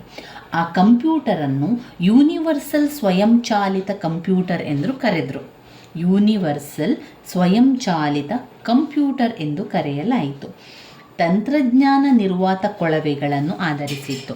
ಆ ಒಂದು ಮೊದಲ ತಲೆಮಾರಿನ ಕಂಪ್ಯೂಟರ್ನಲ್ಲಿ ಏನಂತ ಇತ್ತು, ಆ ಒಂದು ಕಂಪ್ಯೂಟರನ್ನು ಯೂನಿವರ್ಸಲ್ ಸ್ವಯಂಚಾಲಿತ ಕಂಪ್ಯೂಟರ್ ಅಂತ ಕರೆದ್ರು. ಅದರಲ್ಲಿ ತಂತ್ರಜ್ಞಾನದ ನಿರ್ವಾತ ಕೊಳವೆ ಇತ್ತು. ಅಷ್ಟೇ ಅಲ್ಲದೆ ವ್ಯಾಕ್ಯೂಮ್ ಟ್ಯೂಬ್ ಸರ್ಕ್ಯೂಟನ್ನು ಬಳಸಲಾದ ಕಂಪ್ಯೂಟರ್ಗಳನ್ನು ಮೊದಲ ಜನರೇಷನ್ ಕಂಪ್ಯೂಟರ್, ಮೊದಲ ತಲೆಮಾರಿನ ಕಂಪ್ಯೂಟರ್ ಅಂತ ಕರೆಯಲಾಯಿತು. ಅದರಲ್ಲಿ ಏನು ಬಳಸ್ತಾ ಇದ್ರು? ತಂತ್ರಜ್ಞಾನದ ನಿರ್ವಾತ ಕೊಳವೆಗಳನ್ನು ಆಧರಿಸಿತ್ತು. ಈ ನೀವು ಚಿತ್ರ ನೋಡೋದಾದರೆ ಈ ರೀತಿ ಇತ್ತು ನೋಡಿ, ಮೊದಲ ಕಂಪ್ಯೂಟರ್ನಲ್ಲಿ ಯಾವ ರೀತಿ ಇತ್ತು ಅಂತ. ಮೊದಲ ತಲೆಮಾರಿನ ಕಂಪ್ಯೂಟರ್ನಲ್ಲಿ ಅದರಲ್ಲಿ ತಂತ್ರಜ್ಞಾನದ ನಿರ್ವಾತ ಕೊಳವೆ ಇತ್ತು. ಅಷ್ಟೇ ಅಲ್ಲದೆ ವ್ಯಾಕ್ಯೂಮ್ ಟ್ಯೂಬ್ ಸರ್ಕ್ಯೂಟನ್ನು ಅದರಲ್ಲಿ ಬಳಸ್ತಿದ್ರು. ಅದುವೇ ಮೊದಲ ಜನರೇಷನ್ನ ಕಂಪ್ಯೂಟರ್. ವ್ಯಾಕ್ಯೂಮ್ ಟ್ಯೂಬ್ ಸರ್ಕ್ಯೂಟ್ ತಂತುಗಳನ್ನು ಹೊಂದಿತ್ತು. ಎಲೆಕ್ಟ್ರಾನ್ಗಳನ್ನು ಹೊರಹಾಕಲು ತಂತುಗಳು ಅದು ಬಿಸಿಯಾಗ್ತಾ ಇತ್ತು. ಈ ಮೊದಲ ಪೀಳಿಗೆಯ ಕಂಪ್ಯೂಟರ್ನ ವೈಶಿಷ್ಟ್ಯ ಯಾವ ರೀತಿ ಇತ್ತು ಅಂತ ಹೇಳಿದರೆ, ಅದು ತುಂಬಾ ದುಬಾರಿಯಾಗಿತ್ತು. ಭಾರವಿಲ್ಲದಿರುವುದು, ಅಲ್ಲಿ ಭಾರವೇ ಇರ್ತಾ ಇರಲಿಲ್ಲ. ಪೋರ್ಟಬಲ್ ಅಲ್ಲದಿರುವಂಥದ್ದು, ಅತ್ಯಂತ ದುಬಾರಿಯಾಗಿತ್ತು. ಹಾಗೆ ಅಲ್ಲದಿರುವುದು ಅಂದರೆ ಅಲ್ಲಿ ತುಂಬ ತೆಳ್ಳಗಿರಲಿಲ್ಲ, ಅದು ತುಂಬಾ ಭಾರ ಇತ್ತು, ತಕ್ಕೊಂಡು ಹೋಗಲಿಕ್ಕೆ ಸಾಧ್ಯ ಆಗ್ತಾ ಇರಲಿಲ್ಲ, ಅಷ್ಟು ಅದು ಪೋರ್ಟಬಲ್ ಅಲ್ಲದಿರುವುದು. ಆಮೇಲೆ 2 ಬೃಹತ್ ಗಾತ್ರ, ತುಂಬಾ ದೊಡ್ಡದಿತ್ತು, ಬಹಳಷ್ಟು ಜಾಗ ಕೂಡ ಅದಕ್ಕೆ ಬೇಕಾಗಿತ್ತು. ಇದೆಲ್ಲ ಕೂಡ ನೀವು ಲಕ್ಷಣಗಳಲ್ಲಿ ಬರೆಯುವಂಥದ್ದು. ಮೊದಲ ತಲೆಮಾರಿನ ಕಂಪ್ಯೂಟರ್ ತುಂಬ ದುಬಾರಿಯಾಗಿತ್ತು, ಅದು ತುಂಬ ದೊಡ್ಡದಾಗಿತ್ತು, ಬಹಳ ಜಾಗ ಆಕ್ರಮಿಸ್ತಾ ಇತ್ತು, ಒಂದು ಕಡೆಯಿಂದ ಇನ್ನೊಂದು ಕೊಂಡು ಹೋಗಲಿಕ್ಕೆ ಕಷ್ಟ ಆಗಿತ್ತು. ಭಾರವಿತ್ತದು, ತುಂಬ ಭಾರವಿತ್ತು. ಮಾಹಿತಿ ಸಂಗ್ರಾಹಕವಾಗಿ ಮ್ಯಾಗ್ನೆಟಿಕ್ ಕೋರ್ಗಳನ್ನು ಮಾಹಿತಿಯನ್ನು ಸಂಗ್ರಹಣೆ ಮಾಡಲಿಕ್ಕೆ ಅದಕ್ಕೆ ಮ್ಯಾಗ್ನೆಟಿಕ್ ಕೋರ್ಗಳನ್ನು ಉಪಯೋಗಿಸ್ತಾ ಇದ್ರು. ಆಮೇಲೆ ಕಡಿಮೆ ಬೈನರಿ ಭಾಷೆ, ಕಡಿಮೆ ಮಟ್ಟದ ಭಾಷೆ ಅಂದರೆ ಕಂಪ್ಯೂಟರ್ನ ಭಾಷೆಯಾದಂಥ ಬೈನರಿಯನ್ನು ಕಡಿಮೆ ಮಟ್ಟದಲ್ಲಿ ಬಳಸಲಾಗಿತ್ತು. ಸಂಸ್ಕಾರ ವೇಗ ಮಿಲಿ ಸೆಕೆಂಡುಗಳಲ್ಲಿ ಅಳೆಯಬೇಕಾಗಿತ್ತು. ಇನ್ಪುಟ್ ಅಥವಾ ಔಟ್ಪುಟ್ ಕಾರ್ಯಾಚರಣೆಗಳು ಪಂಚ್ ಕಾರ್ಡ್ಗಳನ್ನು ಬಳಸಿ ಮಾಡ್ತಾ ಇದ್ರು. ಮುಖ್ಯವಾಗಿ ಇಲ್ಲಿದು ವೈಜ್ಞಾನಿಕ ಗಣನ, ರೆಕಾರ್ಡ್ ಕೀಪಿಂಗ್, ವೇತನದಾರರ ಒಂದು ಸ್ಯಾಲರಿಯನ್ನು ಕೊಡುವಂಥದ್ದು, ರೆಕಾರ್ಡ್ ಮಾಡಿಡುವಂಥದ್ದು, ಇದಕ್ಕೆಲ್ಲ ಈ ಒಂದು ಮೊದಲ ತಲೆಮಾರಿನ ಕಂಪ್ಯೂಟರನ್ನು ಬಳಸ್ತಾ ಇದ್ರು. 1945ರಿಂದ 58 ತನಕ ಈ ಒಂದು ಮೊದಲ ತಲೆಮಾರಿನ ಕಂಪ್ಯೂಟರನ್ನು ಬಳಸ್ತಾ ಇದ್ರು. ಅದರ ಒಂದು ಪ್ರಮುಖ ಕಂಪ್ಯೂಟರ್ನ ಹೆಸರು ಒಂದು ಮಾರ್ಕ್ ಅಂತ ಹೆಸರು, ENIAC, EDVAC, UNIVAC ಎನ್ನುವಂಥದ್ದು ಕಂಪ್ಯೂಟರ್ನ ಹೆಸರು. ಮಾರ್ಕ್ ಅನ್ನುವಂಥನ್ನು ಹೆಸರನ್ನು ನೆನಪಲ್ಲಿ ಇಟ್ಕೊಳ್ಳಿ. ಎರಡನೆಯ ತಲೆಮಾರಿನ ಕಂಪ್ಯೂಟರ್ ಅಂತ ಬಂದಾಗ 1959ರಿಂದ 1964 ತನಕ ಎರಡನೆಯ ತಲೆಮಾರಿನ ಕಂಪ್ಯೂಟರ್ ಇತ್ತು. ಇದಕ್ಕೆ ಯಾವ ಕೊಳವೆಯನ್ನು ಬಳಸಿದ್ರು, ಅದರ ಲಕ್ಷಣಗಳೇನು ಅಂತ ನೋಡ್ತಾ ಹೋಗುವ. 1959ರಿಂದ 1964 ತನಕ ಎರಡನೆಯ ತಲೆಮಾರಿನ ಕಂಪ್ಯೂಟರ್. ಇಲ್ಲಿ ನಿರ್ವಾತ ಕೊಳವೆಗಳ ಸ್ಥಳದಲ್ಲಿ ಟ್ರಾನ್ಸಿಸ್ಟರ್ಗಳನ್ನು ಬಳಸಲಾಯಿತು. ಮೊದಲ ಪೀಳಿಗೆ ಕಂಪ್ಯೂಟರ್ನಲ್ಲಿ ತಂತ್ರಜ್ಞಾನದ ನಿರ್ವಾತ ಕೊಳವೆಯನ್ನು ಬಳಸಿದ್ರು. ಅದೇ ಜಾಗದಲ್ಲಿ ನಿರ್ವಾತ ಕೊಳವೆಗಳ ಸ್ಥಾನದಲ್ಲಿ ಟ್ರಾನ್ಸಿಸ್ಟರ್ಗಳನ್ನು ಬಳಸುವುದನ್ನು ಕಂಡುಹಿಡಿದರು. ಟ್ರಾನ್ಸಿಸ್ಟರ್ಗಳು ಎಲೆಕ್ಟ್ರಾನಿಕ್ ಸರ್ಕ್ಯೂಟ್ ಆಗಿದ್ದು, ಗಾತ್ರದಲ್ಲಿ ಸಣ್ಣದು ಮತ್ತು ಎಲೆಕ್ಟ್ರಾನ್ಗಳ ಹೊರಸೂಸುವ ಯಾವುದೇ ತಾಪಗಳ ಅವಶ್ಯಕತೆ ಕೂಡ ಇರಲಿಲ್ಲ. ಟ್ರಾನ್ಸಿಸ್ಟರ್ಗಳನ್ನು ಬಳಸಿ ಕಂಪ್ಯೂಟರ್ಗಳನ್ನು ಎರಡನೆಯ ತಲೆಮಾರಿನ ಟ್ರಾನ್ಸಿಸ್ಟರ್ಗಳನ್ನು ಬಳಸಿ ಉಪಯೋಗಿಸಿದ ಕಂಪ್ಯೂಟರನ್ನು ಎರಡನೆಯ ತಲೆಮಾರಿನ ಕಂಪ್ಯೂಟರ್ ಅಂತ ಕರೆದರು. ಇದರ ವೈಶಿಷ್ಟ್ಯ ಅಂತ ಹೇಳಿದರೆ, ಮೊದಲನೆಯ ಪೀಳಿಗೆಯ ಕಂಪ್ಯೂಟರ್ಗೆ ಹೋಲಿಸಿದರೆ ಇದು ಗಾತ್ರ ಸ್ವಲ್ಪ ಕಡಿಮೆ ಆಯಿತು, ಶಾಖರಹಿತವಾಗಿ ಕೂಡ ಆಯಿತು. ಇಲ್ಲಿ ಸೂಕ್ಷ್ಮ ಸೆಕೆಂಡುಗಳಲ್ಲಿ ಪ್ರೊಸೆಸರ್ ಸೂಕ್ಷ್ಮ ಸೆಕೆಂಡುಗಳಲ್ಲಿ ಅಳೆಯಲಾಯಿತು. ಪ್ರಾಥಮಿಕ ಸಂಗ್ರಹಣ ಮ್ಯಾಗ್ನೆಟಿಕ್ ಕೋರ್ಗಳನ್ನು ಬಳಸಿದ್ರು. ಯಂತ್ರಗಳ ವಿಕಸನ ಅದ್ವಿತೀಯ ಪ್ರೊಸೆಸ್ಗಳನ್ನು ಆರಂಭಿಸಿತು. ಮ್ಯಾಗ್ನೆಟಿಕ್ ಟೇಪನ್ನು ದ್ವಿತೀಯ ಮೆಮೊರಿಯಾಗಿ ಬಳಸಿದ್ರು. ಆಮೇಲೆ ಉನ್ನತ ಮಟ್ಟದ ಭಾಷೆ, ಕಡಿಮೆ ಮಟ್ಟದ ಭಾಷೆ ಅಲ್ಲ, ಇಲ್ಲಿ ಉನ್ನತ ಮಟ್ಟದ ಭಾಷೆ, ಬೈನರಿ ಭಾಷೆಯನ್ನು ಬಳಸಿದ್ರು. ಆಮೇಲೆ ಎರಡನೆಯ ಪೀಳಿಗೆ ಕಂಪ್ಯೂಟರ್ ಒಂದು ವಿಶ್ವಾಸಾರ್ಹವಾಯಿತು. ಹಾಗೆಯೇ ದೋಷಗಳೆಲ್ಲ ಕಡಿಮೆ ದೋಷಗಳಿಂದ ಪೀಡಿತವಾಗಿತ್ತು. ಈ ಒಂದು ಕಂಪ್ಯೂಟರ್ನ ಹೆಸರು IBM 700, IBM 1401, ICL 1901 ಇತ್ಯಾದಿ ಇದ್ದವು. IBM 700 ಕಂಪ್ಯೂಟರ್ ಎಂದು ನೆನಪಲ್ಲಿಟ್ಕೊಳ್ಳಿ. ಇನ್ನು ಮೂರನೆಯ ಜನರೇಷನ್ ಕಂಪ್ಯೂಟರ್ 65ನೇ ಇಸವಿಯಿಂದ 71 ತನಕ ಇತ್ತು. 1965ರಿಂದ 1971 ತನಕ ಮೂರನೆಯ ಜನರೇಷನ್ ಕಂಪ್ಯೂಟರ್ ಬಂತು. ಈಗ ಟ್ರಾನ್ಸಿಸ್ಟರ್ ಇರುವಂತಹ ಜಾಗಕ್ಕೆ, ಮೊದಲ ತಲೆಮಾರಿನ ಕಂಪ್ಯೂಟರ್ನಲ್ಲಿ ತಂತ್ರಜ್ಞಾನದ ನಿರ್ವಾತ ಕೊಳವೆ ಇತ್ತು. ಆ ಒಂದು ನಿರ್ವಾತ ಕೊಳವೆಯ ಜಾಗದಲ್ಲಿ ಎರಡನೆಯ ತಲೆಮಾರಿನ ಕಂಪ್ಯೂಟರ್ಗೆ ಬಂದಾಗ ಟ್ರಾನ್ಸಿಸ್ಟರ್ಗಳನ್ನು ಬಳಸಿದರು. ಮೂರನೇ ಜನರೇಷನ್ ಕಂಪ್ಯೂಟರ್ ಬಂದಾಗ ಟ್ರಾನ್ಸಿಸ್ಟರ್ನ ಬದಲಿಗೆ ಸಿಲಿಕಾನ್ ಚಿಪ್ಗಳನ್ನು ಬಳಸಿದರು. ಟ್ರಾನ್ಸಿಸ್ಟರ್ಗಳ ಬದಲಿಗೆ ಒಂದು ಸಿಲಿಕಾನ್ ಚಿಪ್ನಲ್ಲಿ ಸಾವಿರಾರು ಟ್ರಾನ್ಸಿಸ್ಟರ್ಗಳು ಮತ್ತು ಇತರ ಎಲೆಕ್ಟ್ರಾನಿಕ್ ಭಾಗಗಳನ್ನು ಅಬೆಂಡ್ ಮಾಡಲಾಯಿತು. ಇದನ್ನು ಸಂಯೋಜಕ ಸರ್ಕ್ಯೂಟ್ ಅಂತ ಕರೆದರು. ಕಂಪ್ಯೂಟರ್ ವೇಗ ಹೆಚ್ಚಿಸಿಕೊಂಡಿತು ಮತ್ತು ಹೆಚ್ಚು ವಿಶ್ವಾಸವಾಗ್ತಾ ಹೋಯಿತು. ಈ ಪೀಳಿಗೆಯ ಒಂದು ವೈಶಿಷ್ಟ್ಯ ಅಂತ ಹೇಳಿದರೆ, ಚಿಕ್ಕ ಗಣಕಯಂತ್ರ ಆರಾಯಿತು. ಮೊದಲ ಪೀಳಿಗೆ ಮತ್ತು ಎರಡನೇ ಪೀಳಿಗೆಯನ್ನು ನೋಡಿದರೆ ಅದೆಲ್ಲ ದೊಡ್ಡ ಗಾತ್ರದಲ್ಲಿತ್ತು. ಮೂರನೇ ಪೀಳಿಗೆಗೆ ಬಂದಾಗ ಚಿಕ್ಕ ಗಣಕಯಂತ್ರ ಪರಿಚಯಿಸಲಾಯಿತು. ಈ ಪೀಳಿಗೆಯಲ್ಲಿ ಸಾಫ್ಟ್ವೇರ್ ಉದ್ಯಮ ಹುಟ್ಟಿಕೊಂಡಿತು. ವಿಡಿಯೋ ಪ್ರದರ್ಶನ ಮಾಡುವಂಥದ್ದು, ಇನ್ಪುಟ್ ಔಟ್ಪುಟ್ ಕಾರ್ಯಾಚರಣೆಗಳನ್ನು ಸರಳ ಮಾಡಿತು. ಸಂಸ್ಕರಣದ ವೇಗವನ್ನು ನ್ಯಾನೋ ಸೆಕೆಂಡುಗಳಲ್ಲಿ ಅಳೆಯಲಾಯಿತು.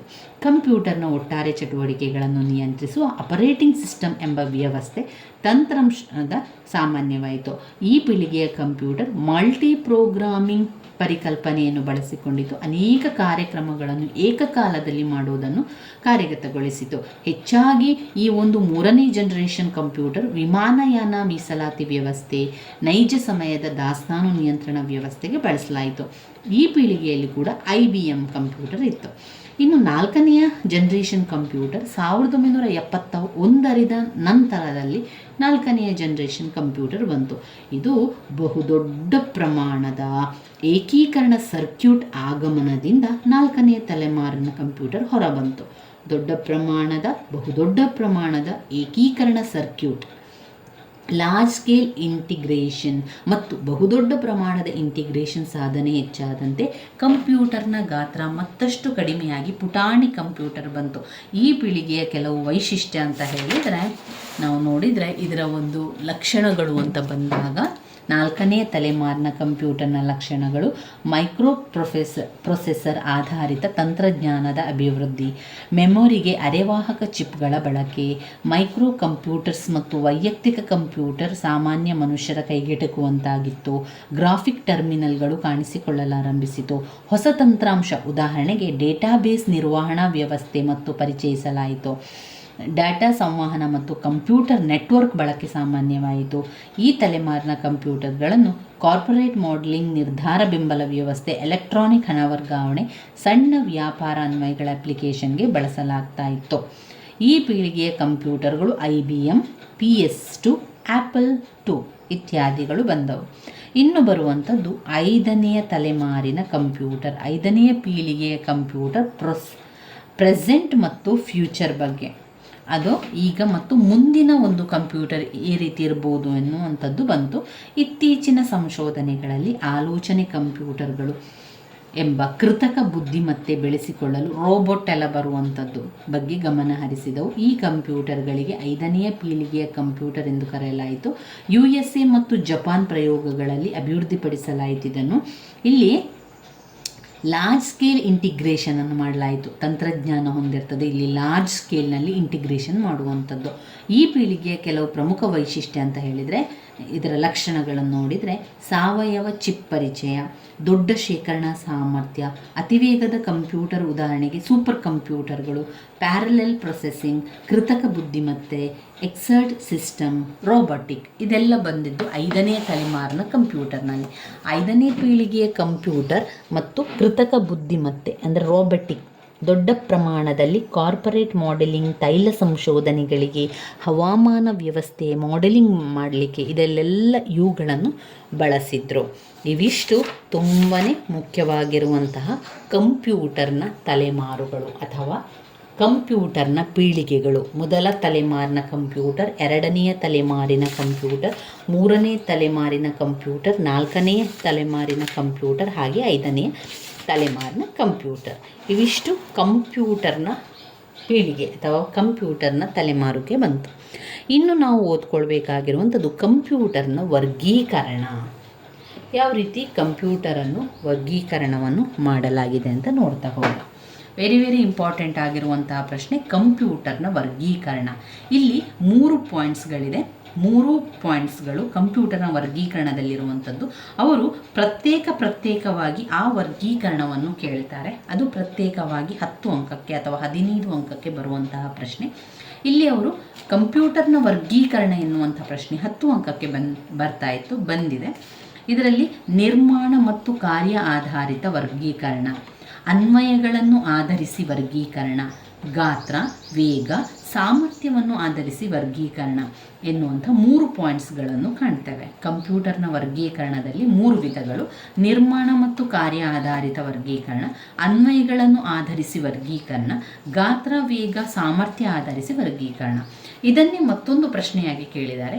ಕಂಪ್ಯೂಟರ್ನ ವರ್ಗೀಕರಣದಲ್ಲಿ ಗಾತ್ರ, ವೇಗ, ಸಾಮರ್ಥ್ಯವನ್ನು ಆಧರಿಸಿ ವರ್ಗೀಕರಣವನ್ನು ವಿವರಿಸಿ ಅಂತ ಕೇಳ್ತಾರೆ. ಆವಾಗ ನಾವು ಅದರ ವಿವರಣೆಯನ್ನು ಬರೀಬೇಕು.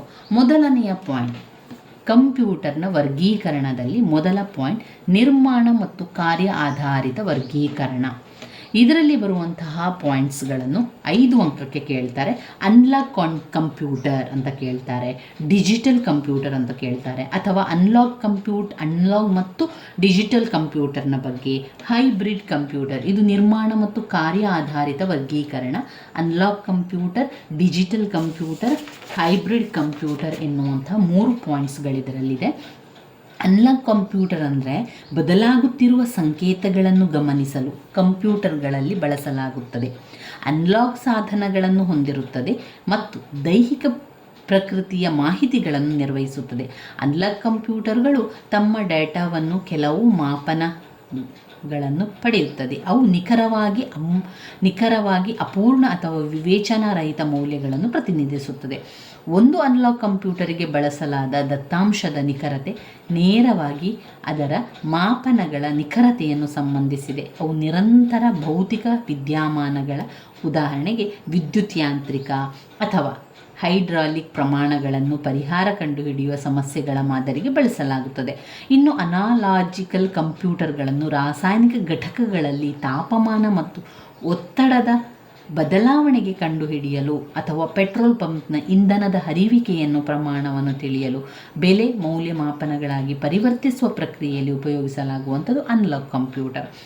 ಎರಡನೆಯದು ಡಿಜಿಟಲ್ ಕಂಪ್ಯೂಟರ್. ಡಿಜಿಟಲ್ ಕಂಪ್ಯೂಟರ್ ಅಂದರೆ ಏನು? ಈ ಕಂಪ್ಯೂಟರ್ಗಳು ದಶಮಾಂಶ ಅಂಕೆಗಳು ಮತ್ತು ಇತರ ಚಿಹ್ನೆಗಳನ್ನು ಸ್ವೀಕರಿಸಿ ಮಾನವ ಓದಬಲ್ಲ ಔಟ್ಪುಟ್ಟನ್ನು ಕೊಡ್ತದೆ. ಉದಾಹರಣೆಗೆ ಧನಾತ್ಮಕ ಅಥವಾ ಋಣಾತ್ಮಕ, ಕಡಿಮೆ ಅಥವಾ ಹೆಚ್ಚು, ಆನ್ ಅಥವಾ ಆಫ್ ಪ್ರತಿನಿಧಿಸಲು ಬೈನರಿ ಅಂಕೆಗಳು 0 ಮತ್ತು 1 ಬಳಸಲಾಗುತ್ತದೆ. ಇದು ಬೈನರಿ ದತ್ತಾಂಶಗಳಲ್ಲಿ ಪ್ರಕ್ರಿಯೆಗೊಳಿಸುತ್ತದೆ. ಅನಲಾಗ್ ಕಂಪ್ಯೂಟರ್ ಮಾಡಿದ ಮಾಪನಗಳ ನಿಖರತೆಯಲ್ಲಿ ಸೀಮಿತವಾಗಿರುತ್ತದೆ. ಡಿಜಿಟಲ್ ಕಂಪ್ಯೂಟರ್ ಭಿನ್ನವಾಗಿದ್ದು ನಿಖರತೆಗೆ ಅಗತ್ಯವಿದ್ದಷ್ಟು ಸ್ಥಾನಗಳನ್ನು ಮತ್ತು ಸಂಖ್ಯೆಗಳನ್ನು ಬಳಸಿಕೊಂಡು ದಶಮಾಂಶ ಪ್ರತಿನಿಧಿಸುತ್ತದೆ. ಡಿಜಿಟಲ್ ಕಂಪ್ಯೂಟರ್ಗಳು ಹೆಚ್ಚಿನ ಮೆಮೊರಿ ಸಾಮರ್ಥ್ಯ ಹೊಂದಿದೆ ಮತ್ತು ಪದ ಸಂಸ್ಕರಣೆಗೆ, ಬಿಲ್ಲುಗಳ ತಯಾರಿಕೆಯಲ್ಲಿ ಬಳಸಲಾಗುತ್ತದೆ. ಇದನ್ನು ಸಮೀಕರಣಗಳನ್ನು ಪರಿಹರಿಸುವ ವಿಶೇಷ ಅಪ್ಲಿಕೇಶನ್ಗಳಲ್ಲಿ ಕೂಡ ಉಪಯೋಗಿಸುತ್ತಾರೆ.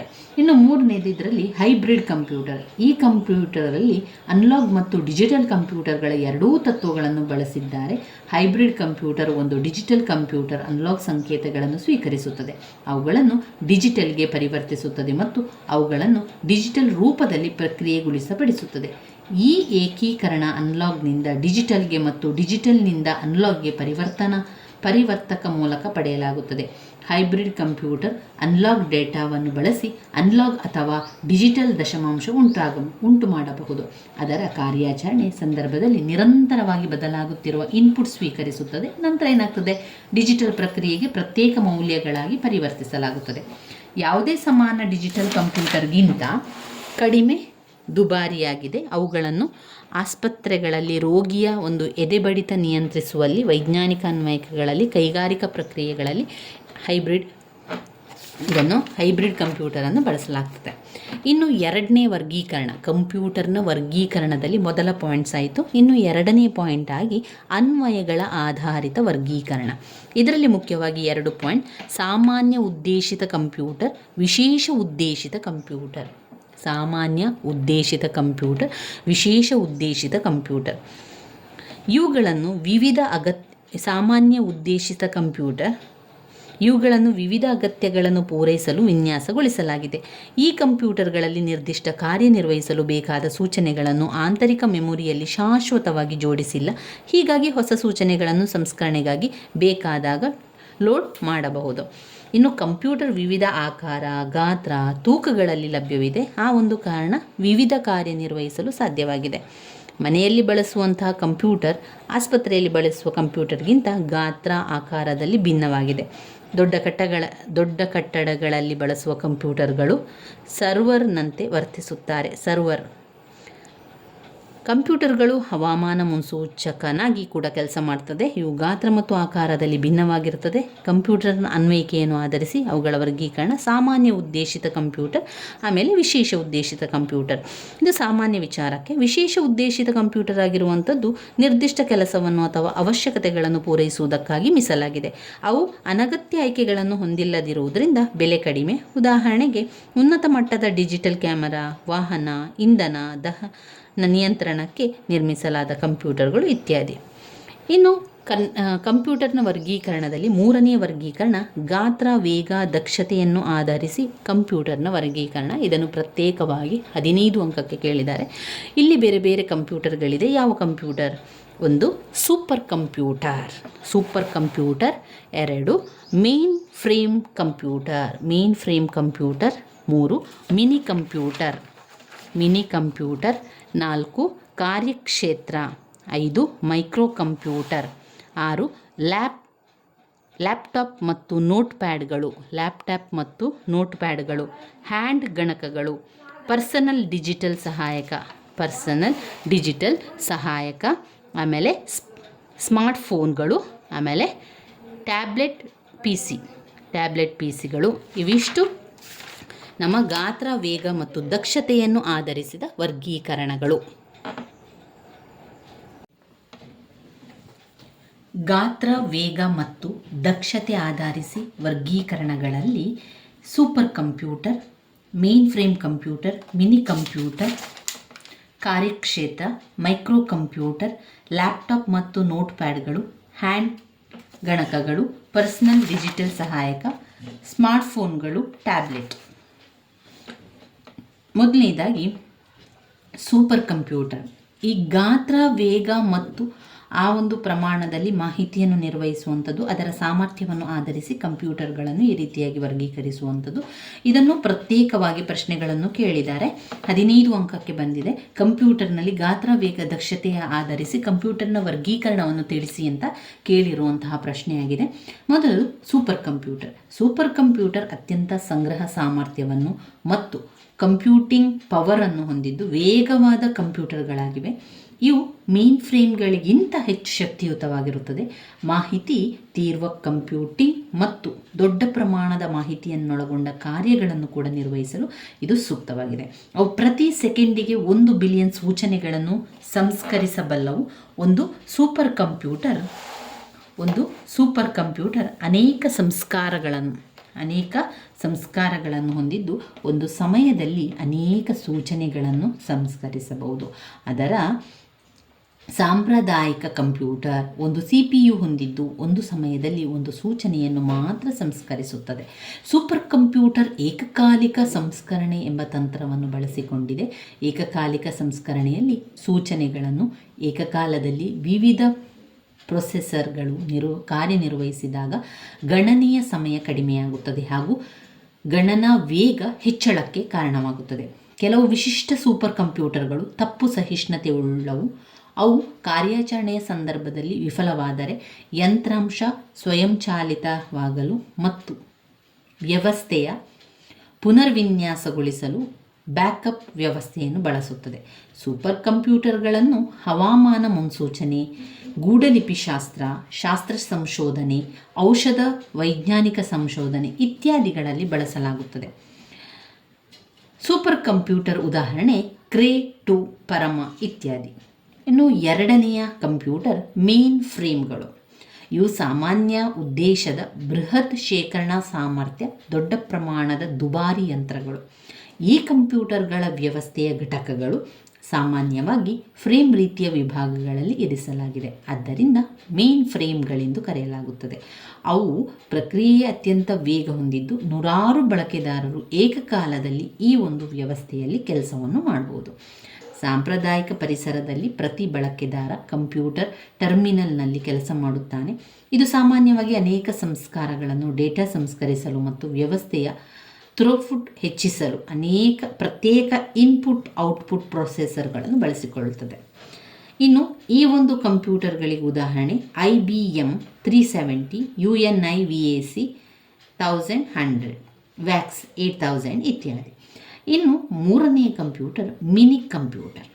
ಯಾವಾಗ ಅನೇಕ ಕಂಪ್ಯೂಟಿಂಗ್ ಕಾರ್ಯಗಳಿಗಾಗಿ ದುಬಾರಿ ಸಮಕಾಲೀನ ಮೇನ್ ಫ್ರೇಮ್ಗಳ ಕಂಪ್ಯೂಟರ್ಗಳ ಅಗತ್ಯವಿಲ್ಲ, ಸಣ್ಣ ಅಗ್ಗದ ಕಂಪ್ಯೂಟರ್ ಮೂಲಕ ಪರಿಹರಿಸಬಹುದು ಎಂದು ಅರಿವಾಯಿತು. ಆಗ 1960ರಲ್ಲಿ ಮಿನಿ ಅಂತ ಹುಟ್ಟಿಕೊಂಡಿತು. ಆರಂಭಿಕ ಚಿಕ್ಕ ಗಣಕಗಳು 8 ಬಿಟ್ ಮತ್ತು 12 ಬಿಟ್ ಯಂತ್ರಗಳು. ಆದರೆ 1970ರಲ್ಲಿ ಎಲ್ಲ ಚಿಕ್ಕ ಗಣಕಗಳು 16 ಬಿಟ್ ಯಂತ್ರಗಳು. ಈಗ ಸಾಮಾನ್ಯವಾಗಿ 32 ಬಿಟ್ ಪ್ರೊಸೆಸರ್ಗಳಿವೆ. ಒಂದು 32 ಬಿಟ್ ಮಿನಿ ಕಂಪ್ಯೂಟರನ್ನು ಸೂಪರ್ ಮಿನಿ ಎಂದು ಕರೆಯಲಾಗುತ್ತದೆ. ಸೂಪರ್ ಮಿನಿಯು ದೊಡ್ಡ ಮೆಮೊರಿ, ಹೆಚ್ಚು ಬಾಹ್ಯ ಸಾಧನಗಳು ಮತ್ತು ಹಿಂದಿನ ಚಿಕ್ಕ ಗಣಕಗಳಿಗೆ ಹೋಲಿಸಿದರೆ ಕಂಪ್ಯೂಟರ್ನಲ್ಲಿ ಏಕಕಾಲದಲ್ಲಿ ಕೆಲಸವನ್ನು ಹೆಚ್ಚು ಬಳಕೆದಾರರನ್ನು ಬೆಂಬಲಿಸಬಲ್ಲದು. ಚಿಕ್ಕ ಗಣಕಗಳು ಮೇನ್ ಫ್ರೇಮ್ಗಳಿಗಿಂತ ನಿಧಾನ ಮತ್ತು ಮೇನ್ ಫ್ರೇಮ್ಗಳಿಗಿಂತ ಕಡಿಮೆ ಮೆಮೊರಿಯನ್ನು ಹೊಂದಿದೆ. ಅವುಗಳನ್ನು ರಿಯಲ್ ಟೈಮ್ ಅಪ್ಲಿಕೇಶನ್ಗಳಿಗಾಗಿ ವಿನ್ಯಾಸಗೊಳಿಸಲಾಗಿದೆ. ಅದಾಗಿ ಅವುಗಳು ಒಂದು ಜಾಲಬಂಧ ಪರಿಸರದಲ್ಲಿ ಸರ್ವರ್ ರೀತಿ ವರ್ತಿಸುತ್ತದೆ. ಹೆಚ್ಚಿನ ಚಿಕ್ಕ ಗಣಕಗಳು ಅನೇಕ ಟರ್ಮಿನಲ್ಸ್ಗಳನ್ನು ನಿಭಾಯಿಸಬಲ್ಲವು. ತನ್ಮೂಲಕ ಒಂದು ಕಡಿಮೆ ಸಂಖ್ಯೆಯ ಬಳಕೆದಾರರಿಗೆ ಕಡಿಮೆ ವೆಚ್ಚದಲ್ಲಿ ಒಂದು ಮೇನ್ ಫ್ರೇಮ್ ಪರಿಸರ ಒದಗಿಸಬಲ್ಲವು. ಚಿಕ್ಕ ಗಣಕಗಳನ್ನು ಮಿನಿ ಕಂಪ್ಯೂಟರ್ ಹಲವಾರು ವ್ಯವಹಾರ ಕಾರ್ಯಗಳು, ಮಾರುಕಟ್ಟೆ ವಿಶ್ಲೇಷಣೆ, ಧನ ಪ್ರಕ್ರಿಯೆಗೊಳಿಸಲು ಇತ್ಯಾದಿ ಕಾರ್ಯಗಳಿಗೆ ಬಳಸಲಾಗುತ್ತದೆ. ಇಂತಹ ಚಿಕ್ಕ ಗಣಕಗಳ ಉದಾಹರಣೆ IBM ಸಿಸ್ಟಮ್, POP 11 ಇತ್ಯಾದಿ. ಇನ್ನು ಬರುವಂಥದ್ದು ಕಾರ್ಯಕ್ಷೇತ್ರ. ಕಾರ್ಯಕ್ಷೇತ್ರಗಳು ಮಧ್ಯಮ ಶ್ರೇಣಿಯ ಕಂಪ್ಯೂಟರ್ ಮತ್ತು PCಗಳ ನಡುವೆ ಇರುವಂಥದ್ದು ಬರ್ತದೆ. ಇವು ವೈಯಕ್ತಿಕ ಕಂಪ್ಯೂಟರ್ನ ಅನೇಕ ಲಕ್ಷಣಗಳನ್ನು ಹೊಂದಿದೆ, ಆದರೆ ಒಂದು ಮಿನಿ ಕಂಪ್ಯೂಟರ್ನ ಪ್ರೊಸೆಸಿಂಗ್ ಸಾಮರ್ಥ್ಯ ಹೊಂದಿರುತ್ತದೆ. ಇವುಗಳನ್ನು ವ್ಯಕ್ತಿಗಳು ಅಥವಾ ವ್ಯಕ್ತಿಗಳ ಗುಂಪುಗಳು ಬಳಸಬಹುದು. ಕಾರ್ಯಕ್ಷೇತ್ರಗಳು ವಿಶಿಷ್ಟವಾಗಿ ಹೆಚ್ಚು ಪ್ರಾಥಮಿಕ ಮತ್ತು ಮಾಧ್ಯಮಿಕ ಸಂಗ್ರಹ ಸಾಮರ್ಥ್ಯ ಹೊಂದಿದ್ದು ಮುಂದುವರಿದ ಸಂಸ್ಕಾರಗಳನ್ನು ಬಳಸುತ್ತದೆ. ಇವು ಒಂದು ಸುಧಾರಿತ ವಿನ್ಯಾಸ, ಮಾಡೆಲಿಂಗ್, ಅನಿಮೇಷನ್ ಮತ್ತು ವಿಡಿಯೋ ಸಂಪಾದನೆ ನಿರ್ವಹಿಸಲು ದೊಡ್ಡ ಹೈ ರೆಸೊಲ್ಯೂಷನ್ ಮಾನಿಟರ್ ಮತ್ತು ವೇಗವರ್ಧಿತ ಗ್ರಾಫಿಕ್ ಸಂಸ್ಕಾರಗಳು ಸಜ್ಜುಗೊಂಡಿದೆ. ಕಾರ್ಯಕ್ಷೇತ್ರಗಳಲ್ಲಿ ಅತೀವವಾಗಿ ಇಂಜಿನಿಯರ್ಗಳು, ವಿನ್ಯಾಸಗಾರರು, ವಾಸ್ತುಶಿಲ್ಪಿಗಳು, ಚಿತ್ರ ಉದ್ಯಮ, ಅನಿಮೇಟರ್ಗಳು ಮತ್ತು ಆಣ್ವಿಕ ನಮೂನೆ ಸಿಮ್ಯುಲೇಟರ್ಗಳಲ್ಲಿ ಬಳಸ್ತಾರೆ. ಕಾರ್ಯಕ್ಷೇತ್ರಗಳ ಉದಾಹರಣೆ ಅಂತ ಹೇಳಿದರೆ HP 700 ಸರಣಿ ಇತ್ಯಾದಿ. 5ನೇದು ಮೈಕ್ರೋ ಕಂಪ್ಯೂಟರ್. ಮೈಕ್ರೋ ಕಂಪ್ಯೂಟರ್ಗಳನ್ನು ಬಳಸಿ ನಿರ್ಮಿಸಿದ ಕಡಿಮೆ ವೆಚ್ಚದ ಮಂದಗತಿಯ ಯಂತ್ರಗಳು. ಮೈಕ್ರೋ ಕಂಪ್ಯೂಟರ್ಗಳನ್ನು ಪರ್ಸನಲ್ ಕಂಪ್ಯೂಟರ್ ಎಂದು ಕರೆಯಲಾಗುತ್ತದೆ ಮತ್ತು ಕಚೇರಿ, ವೈಯಕ್ತಿಕ ಬಳಕೆಗೆ ವಿನ್ಯಾಸಗೊಳಿಸಲಾಗಿದೆ. ಇವುಗಳನ್ನು ಸಾಮಾನ್ಯವಾಗಿ ಪದ ಸಂಸ್ಕರಣೆ ಕೆಲಸ ಮತ್ತು ಸ್ಪ್ರೆಡ್ ಶೀಟ್ ಅಪ್ಲಿಕೇಶನ್ಗಳಿಗೆ ಉಪಯೋಗಿಸಲಾಗುತ್ತದೆ. ಒಂದು PCಯಲ್ಲಿ ಮೂಲ ಘಟಕಗಳು ಸಿಸ್ಟಮ್ ಯೂನಿಟ್, ವಿಡಿಯೋ ಪ್ರದರ್ಶನ ಟರ್ಮಿನಲ್, ಕೀಬೋರ್ಡ್ ಮತ್ತು ಮೌಸ್ ಇದೆ. ಸಿಸ್ಟಮ್ ಯೂನಿಟ್ ಆಯತಾಕಾರದ ಲೋಹದ ಬಾಕ್ಸ್ ಆಗಿದ್ದು ಇದರಲ್ಲಿ ಸಂಸ್ಕರಿಸುವ ಘಟಕವಿದೆ. ಈ ಘಟಕವು ಪ್ರಾಥಮಿಕ ಮೆಮೊರಿ, ಡಿಸ್ಕ್ ಡ್ರೈವ್ಗಳು, ವಿದ್ಯುತ್ ಪೂರೈಕೆ ಮತ್ತು ಇನ್ಪುಟ್ ಮತ್ತು ಔಟ್ಪುಟ್ ಸಾಧನಗಳನ್ನು ಸಂಪರ್ಕಿಸಲು ಸ್ವಿಚ್ಗಳನ್ನು ಹೊಂದಿದೆ. ದರ್ಶಕ ಘಟಕ ಡೇಟಾ, ಸೂಚನೆಗಳನ್ನು ಮತ್ತು ಔಟ್ಪುಟ್ ಚಿತ್ರಗಳನ್ನು ಬಳಕೆದಾರರಿಗೆ ಒದಗಿಸುತ್ತದೆ. ಕೀಬೋರ್ಡ್ ಮತ್ತು ಮೌಸ್ ಜನಪ್ರಿಯ ಇನ್ಪುಟ್ ಸಾಧನಗಳು. ಒಂದು PC ಘಟಕಗಳನ್ನು ಬಳಕೆದಾರನ ವಿನ್ಯಾಸ ಪೂರೈಸಲು ಕನ್ಫರ್ಮೈಸ್ ಮಾಡಬಹುದು. ಉದಾಹರಣೆಗೆ, ಒಂದು ಬಳಕೆದಾರ ಅಂತರ್ನಿರ್ಮಿತ ಫ್ಯಾಕ್ಸ್ ಸಾಮರ್ಥ್ಯವುಳ್ಳ PC ಆಯ್ಕೆ ಮಾಡಬಹುದು. ಮತ್ತೊಬ್ಬ MODEM ಇರುವ PC ಆಯ್ಕೆ ಮಾಡಬಹುದು. ಹೆಚ್ಚು ಅಸ್ತಿತ್ವದಲ್ಲಿರುವ PCಗಳು ಬಳಕೆದಾರರ ತನಗೆ ಬೇಕಾದ ಯಂತ್ರಾಂಶವನ್ನು ಯಾವಾಗ ಬೇಕಾದರೂ ಈಗಾಗಲೇ ಉಪಯೋಗಿಸುತ್ತಿರುವ ಕಂಪ್ಯೂಟರ್ಗಳಿಗೆ ಜೋಡಿಸಬಹುದಾಗಿದೆ. ಮೈಕ್ರೋ ಕಂಪ್ಯೂಟರ್ಗೆ ಉದಾಹರಣೆ ಅಂತ ಹೇಳಿದರೆ IBM PC, PS2, Apple II, ಮ್ಯಾಕಿಂತೋಶ್ ಇತ್ಯಾದಿ. ಇನ್ನು ಲ್ಯಾಪ್ಟಾಪ್ ಮತ್ತು ನೋಟ್ಪ್ಯಾಡ್ಗಳು. ಲ್ಯಾಪ್ಟಾಪ್ ಮತ್ತು ನೋಟ್ಪ್ಯಾಡ್ಗಳು ಬ್ಯಾಟ್ರಿ ಚಾಲಿತ ಕಂಪ್ಯೂಟರು. ಇವುಗಳನ್ನು ಯಾವುದೇ ಸಮಯದಲ್ಲಿ, ಯಾವುದೇ ಜಾಗದಲ್ಲಿ, ಎಲ್ಲಿ ಬೇಕಾದರೂ ಕೂಡ ನಾವು ಬಳಸ್ಬೋದು. ಇವಾಗ ನಮ್ಮಲ್ಲಿರುವಂಥದ್ದು ಒಂದು ಲ್ಯಾಪ್ಟಾಪ್ ಅಂತ ಹೇಳಿದರೆ ಎಲ್ಲಿ ಬೇಕಾದರೂ ಅದನ್ನು ತಗೊಂಡೋಗಿ ಬಳಸ್ಕೊಳ್ಬೋದು. ಲ್ಯಾಪ್ಟಾಪ್ ಮತ್ತು ನೋಟ್ಪ್ಯಾಡ್ ನಡುವೆ ಪ್ರಾಥಮಿಕ ವ್ಯತ್ಯಾಸ ಗಾತ್ರ ಮತ್ತು ತೂಕವಾಗಿದೆ. ಲ್ಯಾಪ್ಟಾಪ್ ಕಂಪ್ಯೂಟರ್ ಬಳಕೆದಾರರ ತೊಡೆಯ ಮೇಲೆ ಹೊಂದಿಕೊಳ್ಳಲು ಸಾಕಷ್ಟು ಸಣ್ಣ ಮತ್ತು ನೋಟ್ಪ್ಯಾಡ್ ಕಂಪ್ಯೂಟರ್ಗಳು ಲ್ಯಾಪ್ಟಾಪ್ಗಿಂತ ಹೆಚ್ಚು ಚಿಕ್ಕದಾಗಿದೆ. ಆದರೆ ಎರಡೂ ಕೂಡ ಪ್ರಬಲ ಮೈಕ್ರೋ ಪ್ರೊಸೆಸ್ಗಳು. ಗ್ರಾಫಿಕ್ ಸಾಮರ್ಥ್ಯವನ್ನು, ಸಾಕಷ್ಟು ಮೆಮೊರಿ ಗಾತ್ರ, ಮೌಸ್ ಚಾಲಿತ ಇನ್ಪುಟ್ ಹೊಂದಿದೆ. ಕೆಲವು ಲ್ಯಾಪ್ಟಾಪ್ ಮತ್ತು ನೋಟ್ಪ್ಯಾಡ್ಗಳು ಫ್ಯಾಕ್ಸ್ ಸಾಮರ್ಥ್ಯಗಳನ್ನು, CD ಡ್ರೈವ್, ಆಪ್ಟಿಕಲ್ಸ್ ಸ್ಟೋರೇಜ್ ಸಾಧನಗಳು, ವಿವಿಧ ಇನ್ಪುಟ್ ಔಟ್ಪುಟ್ ಸಾಧನಗಳನ್ನು ಲಿಂಕ್ ಮಾಡಬಹುದು. ಲ್ಯಾಪ್ಟಾಪ್ ಮತ್ತು ನೋಟ್ಪ್ಯಾಡ್ಗಳನ್ನು ಬಹಳ ಸುಲಭವಾಗಿ ಒಂದು ಕಡೆಯಿಂದ ಮತ್ತೊಂದು ಕಡೆಗೆ ತೆಗೆದುಕೊಂಡು ಹೋಗಬಹುದು. ಅನೇಕ ಕೆಲಸಗಾರರ ಉತ್ಪಾದನಾ ಸಾಮರ್ಥ್ಯವನ್ನು ಕೂಡ ಇದರಲ್ಲಿ ಹೆಚ್ಚಿಸಬಹುದು. ಇದನ್ನು ವಿಶೇಷವಾಗಿ ನೋಡಿದರೆ ಪ್ರಯಾಣ ಮಾಡುವವರಲ್ಲಿ ಇದು ತುಂಬಾ ವ್ಯಾಪಕವಾಗಿರುವಂಥದ್ದು. ನಂತರ ಬರುವಂಥದ್ದು ಹ್ಯಾಂಡ್ ಗಣಕಗಳು. ಕೈ ಕಂಪ್ಯೂಟರ್ಗಳನ್ನು ಹ್ಯಾಂಡ್ ಗಣಕಗಳು ಕೈ ಕಂಪ್ಯೂಟರ್ಗಳನ್ನು ಪಾಂಪ್ಟೋ ಎಂದು ಕರೆಯಲಾಗುತ್ತದೆ. ಇವು ನೋಟ್ಪ್ಯಾಡ್ಗಳಿಗಿಂತ ಸಣ್ಣದಾಗಿರ್ತದೆ. PALMTOP ಪ್ಲಾಮ್ಟಾಪ್ಗಳಿಂದ ಇದು ನೋಡಿದರೆ ನೋಟ್ಪ್ಯಾಡ್ಗಳಿಂದಲೂ ಇದು ಚಿಕ್ಕಾಗಿರ್ತದೆ. ಸುಲಭವಾಗಿ ಅಂಗೈ ಮೇಲೆ ಕಾರ್ಯಾಚರಣೆ ಮಾಡಬಹುದು. ಇವುಗಳಲ್ಲಿ 3 ಮುಖ್ಯವಾದ ವಿಭಾಗಗಳು: ಪರ್ಸನಲ್ ಡಿಜಿಟಲ್ ಸಹಾಯಕ, ಸ್ಮಾರ್ಟ್ಫೋನ್ ಮತ್ತು ಟ್ಯಾಬ್ಲೆಟ್ PC. ಪರ್ಸನಲ್ ಡಿಜಿಟಲ್ ಸಹಾಯಕ ಅಂತ ಹೇಳಿದರೆ PDA ಒಂದು ಚಿಕ್ಕ ಪಾಮ್ ಟಾಪ್ ಕಂಪ್ಯೂಟರ್. ಇವುಗಳಲ್ಲಿ ವಿಶೇಷವಾಗಿ ಉಪಯೋಗಗಳಿಗಾಗಿ ಬಳಸಲಾಗ್ತದೆ. ಉದಾಹರಣೆಗೆ ಟಿಪ್ಪಣಿ ತೆಗೆದುಕೊಳ್ಳಲು, ದೂರವಾಣಿ ಸಂಖ್ಯೆ, ವಿಳಾಸಗಳನ್ನು ಪ್ರದರ್ಶಿಸಲು, ದಿನಾಂಕ, ಕಾರ್ಯಸೂಚಿ ರೆಕಾರ್ಡ್ ಮಾಡಿಕೊಳ್ಳಲು ಇದನ್ನು ಬಳಸುವಂಥದ್ದು. ಇನ್ನು ಸ್ಮಾರ್ಟ್ಫೋನ್ ಅಂತ ಬಂದಾಗ ಮುಂದುವರಿದ ಮೊಬೈಲ್ಗಳ ಸಾಧನಗಳ ಅಭಿವೃದ್ಧಿಗೆ ಬೇಡಿಕೆ ಹೆಚ್ಚಾಗಿ ಪ್ರಬಲ ಪ್ರೊಸೆಸರ್ಸ್, ಹೇರಳವಾಗಿರುವ ಮೆಮೊರಿ, ದೊಡ್ಡ ಸ್ಕ್ರೀನ್ಗಳು ಮತ್ತು ತೆರೆದ ಕಾರ್ಯಾಚರಣಾ ವ್ಯವಸ್ಥೆಗಳಿಗಿರುವ ಸ್ಮಾರ್ಟ್ಫೋನ್ ಆವಿಷ್ಕಾರಕ್ಕೆ ಕಾರಣವಾಗಿದೆ. ಒಂದು ಸ್ಮಾರ್ಟ್ಫೋನ್ ಸಾಂಪ್ರದಾಯಿಕ PDA ಮತ್ತು ಸೆಲ್ಯುಲರ್ ಫೋನ್ ಸಂಯೋಜನೆ ಎಂದು ಪರಿಗಣಿಸಲಾಗಿದೆ. ಸ್ಮಾರ್ಟ್ಫೋನ್ ಸಾಧನವು ಬಳಕೆದಾರರು ಮೊಬೈಲ್ ಫೋನ್ ಬಳಸಿ ಜೊತೆಗೆ ಕಾರ್ಯಕ್ರಮಗಳು ಅನುಸ್ಥಾಪಿಸಲು, ಇಮೇಲ್, ಮಾಹಿತಿಯನ್ನು ಸಂಗ್ರಹಿಸಲು ಕೂಡ ಅವಕಾಶ ಮಾಡಿಕೊಡ್ತದೆ. ಸ್ಮಾರ್ಟ್ಫೋನ್ ಅಂತ ಬಂದಾಗ ನಮ್ಮೆಲ್ಲರ ಕೈಯಲ್ಲಿರುವಂತೆ ಎಲ್ಲ ಕಡೆಗೂ ಎಲ್ಲ ಕಾಲದಲ್ಲೂ ಕೂಡ ಎಲ್ಲಿ ಕೂಡ ಬಳಸ್ಕೊಳ್ಬೋದು, ಯಾವಾಗೂ ಕೂಡ ಅದನ್ನು ಬಳಸ್ಕೊಳ್ಬೋದಾಗಿದೆ. ಇನ್ನು ಟ್ಯಾಬ್ಲೆಟ್ PC ಅಂತ ಹೇಳಿದಾಗ ಅದು ನೋಟ್ಬುಕ್ PC ಮತ್ತು ಕೈ ಕಂಪ್ಯೂಟರ್ ನಡುವೆ ಇರುವಂಥದ್ದು. ಇದು ಒಂದು flat panel portable PC slate ರೂಪದಲ್ಲಿದೆ. ಇದು ಸ್ಲೇಟ್ ರೂಪದಲ್ಲಿ ನೀವು ನೋಡಿರ್ಬೋದು ಟ್ಯಾಬ್ಲೆಟ್. ಅದು ಎಲೆಕ್ಟ್ರಾನಿಕ್ ಪೆನ್ ಮೂಲಕ ಅದನ್ನು ಬಳಸುವಂಥದ್ದು. ಎಲೆಕ್ಟ್ರಾನಿಕ್ ಪೆನ್ ಮೂಲಕ ಬಳಕೆದಾರರ ತೆರೆಯ ಮೇಲೆ ಅದನ್ನು ಬರೆಯುವಂಥದ್ದು, ಮಾಹಿತಿಯನ್ನು ನಮೂದಿಸಲು ಅನುಮತಿಸುತ್ತದೆ. ಎಲೆಕ್ಟ್ರಾನಿಕ್ ಪೆನ್ನನ್ನು ಕೇವಲ ಒಂದು ಮೌಸ್ ರೀತಿ ಆಯ್ಕೆ ಮಾಡಲು, ಡ್ರ್ಯಾಗ್ ಮಾಡಲು ಮತ್ತು ಕಡತಗಳನ್ನು ತೆಗೆಯಲು ನೇರವಾಗಿ ತೆರೆಯ ಮೇಲೆ ಬಳಸಬಹುದು. ಇದನ್ನು ಕೀಬೋರ್ಡ್ ಜಾಗದಲ್ಲಿ ಉಪಯೋಗಿಸಬಹುದು. ಟಚ್ ಸ್ಕ್ರೀನ್ಗಿಂತ ಭಿನ್ನವಾಗಿದೆ. ಟ್ಯಾಬ್ಲೆಟ್ PC ಪರದೆಯು ಈ ವಿಶೇಷ ಪೆನ್ನಿಂದ ಮಾಹಿತಿಯನ್ನು ಪಡೆಯುತ್ತದೆ. ಇವಿಷ್ಟು ವಿಚಾರಗಳು, ಇವಿಷ್ಟು ಗಾತ್ರ, ವೇಗ, ದಕ್ಷತೆಯನ್ನು ಆಧರಿಸಿ ಕಂಪ್ಯೂಟರ್ನ ವರ್ಗೀಕರಣವಾಗಿದೆ. ಮತ್ತೊಮ್ಮೆ ಪಾಯಿಂಟ್ಸನ್ನು ಹೇಳ್ತಾ ಹೋಗ್ತೇನೆ. ಸೂಪರ್ ಕಂಪ್ಯೂಟರ್, ಮೇನ್ ಫ್ರೇಮ್ಗಳು, ಮಿನಿ ಕಂಪ್ಯೂಟರ್, ಕಾರ್ಯಕ್ಷೇತ್ರ, ಮೈಕ್ರೋ ಕಂಪ್ಯೂಟರ್, ಲ್ಯಾಪ್ಟಾಪ್ ಮತ್ತು ನೋಟ್ಪ್ಯಾಡ್ಗಳು, ಹ್ಯಾಂಡ್ ಗಣಕಗಳು, ಪರ್ಸನಲ್ ಡಿಜಿಟಲ್ ಸಹಾಯಕ, ಸ್ಮಾರ್ಟ್ಫೋನ್ಗಳು, ಟ್ಯಾಬ್ಲೆಟ್ PC. ಇವಿಷ್ಟು ಆ ಪ್ರಶ್ನೆಗೆ ನೀವು ಉತ್ತರವನ್ನು ಬರೀಬೇಕು. ಗಾತ್ರ, ವೇಗ, ದಕ್ಷತೆಯನ್ನು ಆಧರಿಸಿ ಕಂಪ್ಯೂಟರ್ನ ವರ್ಗೀಕರಣ. ಒಟ್ಟಾಗಿ ಇದು ಕಂಪ್ಯೂಟರ್ನ ವರ್ಗೀಕರಣವನ್ನು ತಿಳಿಸಿ ಅಂತ ಕೇಳಿದಾಗ ಬರೆಯಬೇಕಾಗಿರುವಂಥದ್ದು ನಿರ್ಮಾಣ ಮತ್ತು ಕಾರ್ಯ ಆಧಾರಿತ ವರ್ಗೀಕರಣ, ಅನ್ವಯಗಳನ್ನು ಆಧರಿಸಿ ವರ್ಗೀಕರಣ, ಗಾತ್ರ, ವೇಗ ಮತ್ತು ಸಾಮರ್ಥ್ಯವನ್ನು ಆಧರಿಸಿ ವರ್ಗೀಕರಣ. ಇದು ಒಟ್ಟಾಗಿ ಕಂಪ್ಯೂಟರ್ನ ವರ್ಗೀಕರಣ. ಇದರಲ್ಲಿ ಅವರು ಪ್ರತ್ಯೇಕವಾಗಿ ಕೇಳುವಂಥದ್ದು.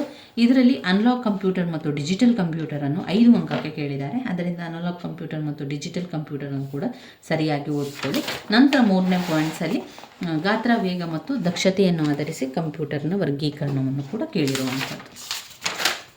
ಇದಾದ ಮೇಲೆ ನಾವು ಓದಬೇಕಾಗಿರುವಂಥದ್ದು ಕಂಪ್ಯೂಟರ್ನ ಕ್ರಿಯಾತ್ಮಕ ಘಟಕಗಳು. ವೆರಿ ವೆರಿ ಇಂಪಾರ್ಟೆಂಟ್ ಆಗಿರುವಂಥದ್ದು. ಕಂಪ್ಯೂಟರ್ನ ಚಿತ್ರವನ್ನು ಕಲಿಬೇಕು. ಯಾವ ರೀತಿ ಚಿತ್ರ ಬಂದಿದೆ, ಯಾವ ರೀತಿ ಚಿತ್ರವನ್ನು ಬರೀಲಿಕ್ಕಿದೆ ಅನ್ನುವಂಥದ್ದು ನಿಮ್ಮ ಉತ್ತರ ಪತ್ರಿಕೆಯಲ್ಲಿ ಒಂದು ಪುಟ ಸಂಪೂರ್ಣವಾಗಿ ಈ ಚಿತ್ರವನ್ನು ಬಿಡಿಸಬೇಕು. ನಂತರ ಅದಕ್ಕೆ ಸಂಬಂಧಪಟ್ಟಂತಹ ಭಾಗಗಳಿದೆಲ್ಲ ಅದನ್ನೆಲ್ಲ ವಿವರಿಸ್ತಾ ಹೋಗುವಂಥದ್ದು. ಡಿಜಿಟಲ್ ಕಂಪ್ಯೂಟರ್ನ ಕ್ರಿಯಾತ್ಮಕ ಘಟಕಗಳನ್ನು ತಿಳಿಸಿ ಅಂತ ಕೇಳಿದ್ದಾರೆ. ಅದರಲ್ಲಿ 4 ಮೂಲಭೂತ ಕ್ರಿಯಾತ್ಮಕ ಘಟಕಗಳು: ಇನ್ಪುಟ್ ಘಟಕ, ಸಂಗ್ರಹಣಾ ಘಟಕ, ಸೆಂಟ್ರಲ್ ಪ್ರೊಸೆಸಿಂಗ್ ಯೂನಿಟ್ ಮತ್ತು ಔಟ್ಪುಟ್ ಘಟಕಗಳಿರುವಂಥದ್ದು. ಕಂಪ್ಯೂಟರ್ನ ಅನ್ವಯಗಳು. ಕಂಪ್ಯೂಟರ್ ಮಾನವನ ಪ್ರತಿಯೊಂದು ಕ್ಷೇತ್ರದ ಚಟುವಟಿಕೆಗಳಲ್ಲಿ ಇರುವಂಥದ್ದು. ಇದು ಶಿಕ್ಷಣ ಆಗಿರ್ಬೋದು, ಲೇವಾದೇವಿ, ವಿಮಾನ ರೈಲ್ವೆ ನಿಲ್ದಾಣದಲ್ಲಿ, ರೋಗ ನಿರ್ಣಯದಲ್ಲಿ, ಹವಾಮಾನ ಮುನ್ಸೂಚನೆಗೆ, ಕಾರ್ಟೂನ್ ಚಿತ್ರ ನಿರ್ಮಾಣಕ್ಕೆ, ಸ್ಪೇಸ್ ಸಂಶೋಧನೆಗೆ, ಮಾಹಿತಿ ತಂತ್ರಜ್ಞಾನ, ಇವೆಲ್ಲಕ್ಕೂ ಕೂಡ ಕಂಪ್ಯೂಟರ್ ಅನ್ವಯಿಸ್ತದೆ. ಕಂಪ್ಯೂಟರ್ ಎಲ್ಲೆಲ್ಲ ಅನ್ವಯಿಸ್ತದೆ ಅಂತ ಕೇಳಿದರೆ ನಾವು ಇದನ್ನೆಲ್ಲ ಬರಿತಾ ಹೋಗಬೇಕು. ಎಲ್ಲ ಕಡೆಗಳಲ್ಲೂ ಕೂಡ ಕಂಪ್ಯೂಟರ್ ಬಳಕೆಯಲ್ಲಿದೆ. ಕಂಪ್ಯೂಟರ್ನ ಕ್ರಿಯಾತ್ಮಕ ಘಟಕಗಳನ್ನು ನೀವೇನು ಮಾಡಬೇಕು, ಚಿತ್ರ ಸಹಿತ ವಿವರಿಸಲಿಕ್ಕೆ ಕೊಡ್ತಾರೆ. ಇನ್ಪುಟ್ ಅಂದರೆ ಇನ್ಪುಟ್, ಔಟ್ಪುಟ್, CPU ಅಂದರೆ ಸೆಂಟ್ರಲ್ ಪ್ರೊಸೆಸಿಂಗ್ ಯೂನಿಟ್, ಇಲ್ಲಿ ಕೊಟ್ಟಿದ್ದಾರೆ. ಕೇಂದ್ರ ಸಂಸ್ಕರಣಾ ಘಟಕ. CPU ಅಂದರೆ ಸೆಂಟ್ರಲ್ ಪ್ರೊಸೆಸಿಂಗ್ ಯೂನಿಟ್ ಅಂದರೆ ಕೇಂದ್ರ ಸಂಸ್ಕರಣಾ ಘಟಕವನ್ನೇ CPU ಅಂತ ಹೇಳುವಂಥದ್ದು. ಇಲ್ಲಿ control unit, ಅರ್ಥಮ್ಯಾಟಿಕ್ and logic unit, memory unit ಅಂತ ಇದೆಯಲ್ಲ, ಇಲ್ಲಿ ಅಂಕಗಣಿತ, ಅರ್ಥಮ್ಯಾಟಿಕ್ ಆ್ಯಂಡ್ ಲಾಜಿಕ್ ಯೂನಿಟ್, ಅಂಕಗಣಿತ ಮತ್ತು ತರ್ಕಶಾಸ್ತ್ರ ಘಟಕ. ಅದನ್ನು ಇಲ್ಲಿ ಕನ್ನಡದಲ್ಲಿ ಕೊಟ್ಟಿದ್ದಾರೆ ನೋಡಿ. ಸಂಗ್ರಹಣಾ ಘಟಕ,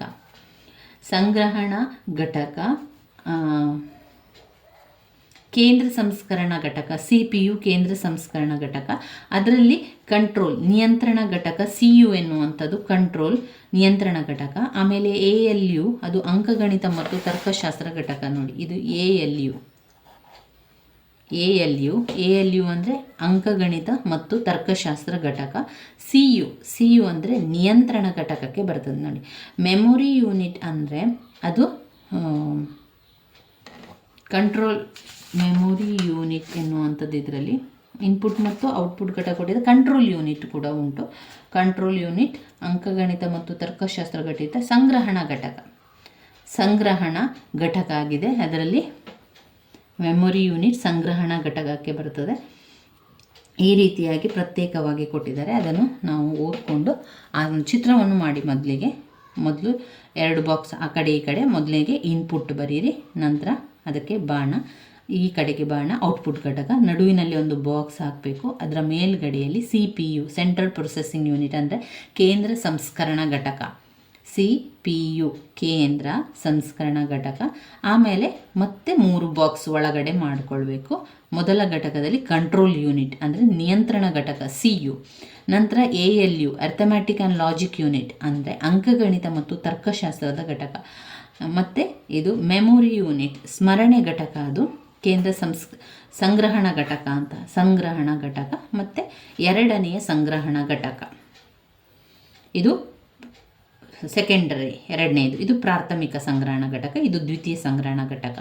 ಮೆಮೊರಿ ಯೂನಿಟ್ ಅಂತ ಕೊಟ್ಟಿದ್ದಾರೆ. ಇಲ್ಲಿ ಇನ್ನು ಬಾಣ ಹಾಕಲಿಕ್ಕೆ ನೀವು ನೋಡ್ಕೊಳ್ಬೇಕು. ಸೆಕೆಂಡ್ರಿ ಮೆಮೊರಿ ಯೂನಿಟಿಂದ ಮೆಮೊರಿ ಯೂನಿಟಿಗೆ ಹೋಗ್ತದೆ, ನಂತರ ಅರ್ಥಮ್ಯಾಟಿಕ್ ಆ್ಯಂಡ್ ಲಾಜಿಕ್ ಯೂನಿಟಿಗೆ ಹೋಗ್ತದೆ, ನಂತರ ಪುನಃ ಅರ್ಥಮ್ಯಾಟಿಕ್ ಲಾಜಿಕ್ ಯೂನಿಟಿಂದ ಮೆಮೊರಿ ಯೂನಿಟಿಗೆ ಬರ್ತದೆ.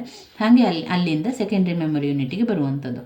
ಇಲ್ಲಿ ಮೆಮೊರಿ ಯೂನಿಟಿಂದ ಕನೆಕ್ಷನ್ ಕಂಟ್ರೋಲ್ ಯೂನಿಟಿಗಿದೆ. ಹಾಗೆ ಕಂಟ್ರೋಲ್ ಯೂನಿಟಿಯಿಂದ ಅರ್ಥಮ್ಯಾಟಿಕ್ ಲಾಜಿಕಲ್ ಯೂನಿಟಿಗೆ ಕೂಡ ಅಲ್ಲಿಂದ ಕನೆಕ್ಷನ್ ಇರುವಂಥದ್ದು. ಬಾಣ ನೋಡಿ, ಎಲ್ಲೆಲ್ಲ ಸರಿಯಾಗಿ ಬಾಣ ಇದೆ ಅಂತ ನೋಡ್ಕೊಳ್ಳಿ. ಯಾವ ಕಡೆಯಿಂದ ಯಾವ ಕಡೆಗೆ. ಕಂಟ್ರೋಲ್ ಯೂನಿಟಿಂದ ಇಲ್ಲಿಗೆ ಈಗ ಡೈರೆಕ್ಟ್ ಇಲ್ಲ, ಈ ರೀತಿಯಾಗಿ ಕೊಟ್ಟಿದ್ದಾರೆ. ಸೈಡಲ್ಲಿ ಕೆಳಗೆ ಒಂದು ಸೆಕೆಂಡ್ರಿ ದ್ವಿತೀಯ ಸಂಗ್ರಹಣ ಘಟಕ, ಸೆಂಟ್ರಲ್ ಪ್ರೊಸೆಸಿಂಗ್ ಯೂನಿಟ್ ಕೇಂದ್ರ ಸಂಸ್ಕರಣಾ ಘಟಕ.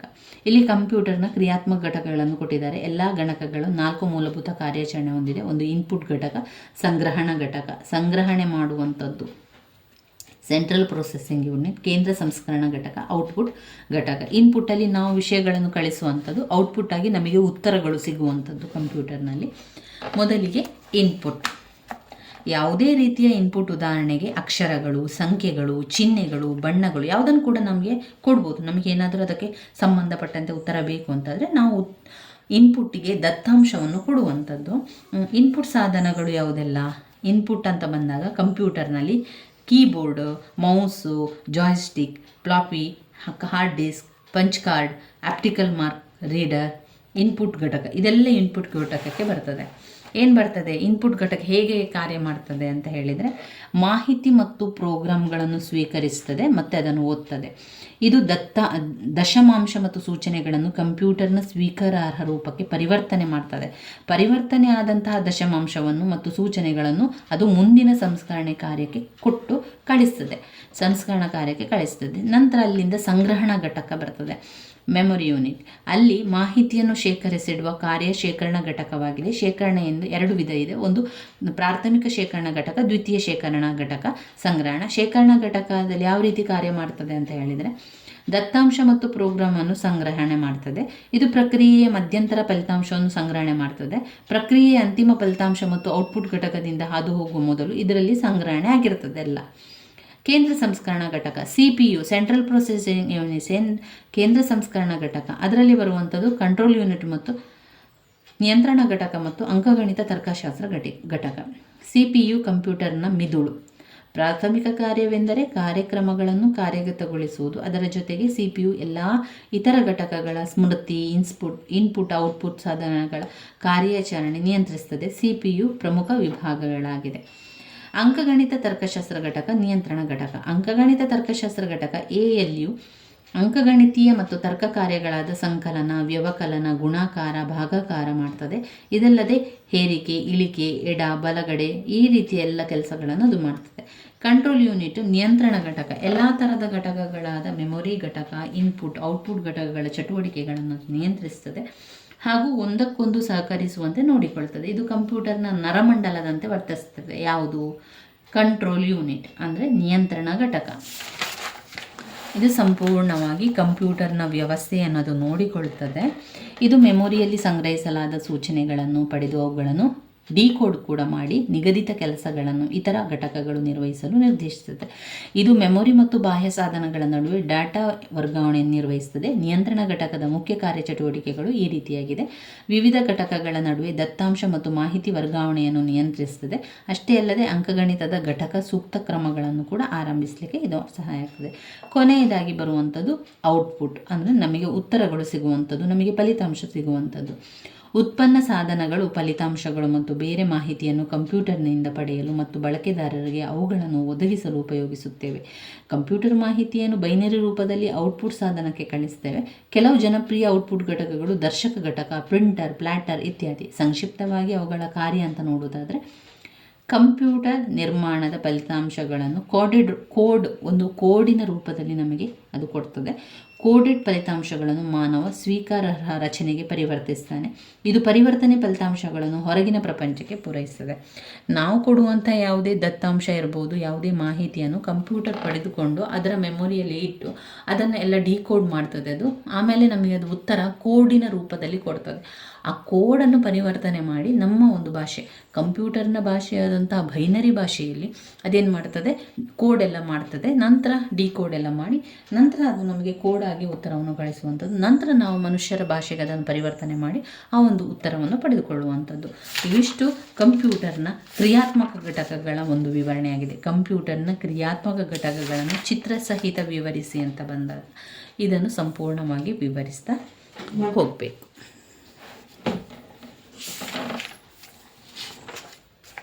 ಇನ್ನು ಬರುವಂಥದ್ದು ಇನ್ಪುಟ್ ಸಾಧನಗಳು. ಇನ್ಪುಟ್ ಸಾಧನಗಳು ಕೂಡ ಮುಖ್ಯವಾಗಿರುವಂತಹ ಪ್ರಶ್ನೆ.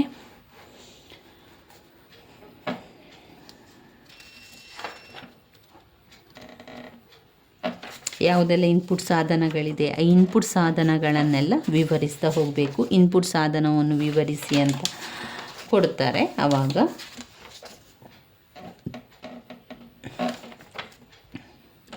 ಇನ್ಪುಟ್ ಸಾಧನ ಒಂದು ಬಾಹ್ಯ ಸಾಧನವಾಗಿದೆ.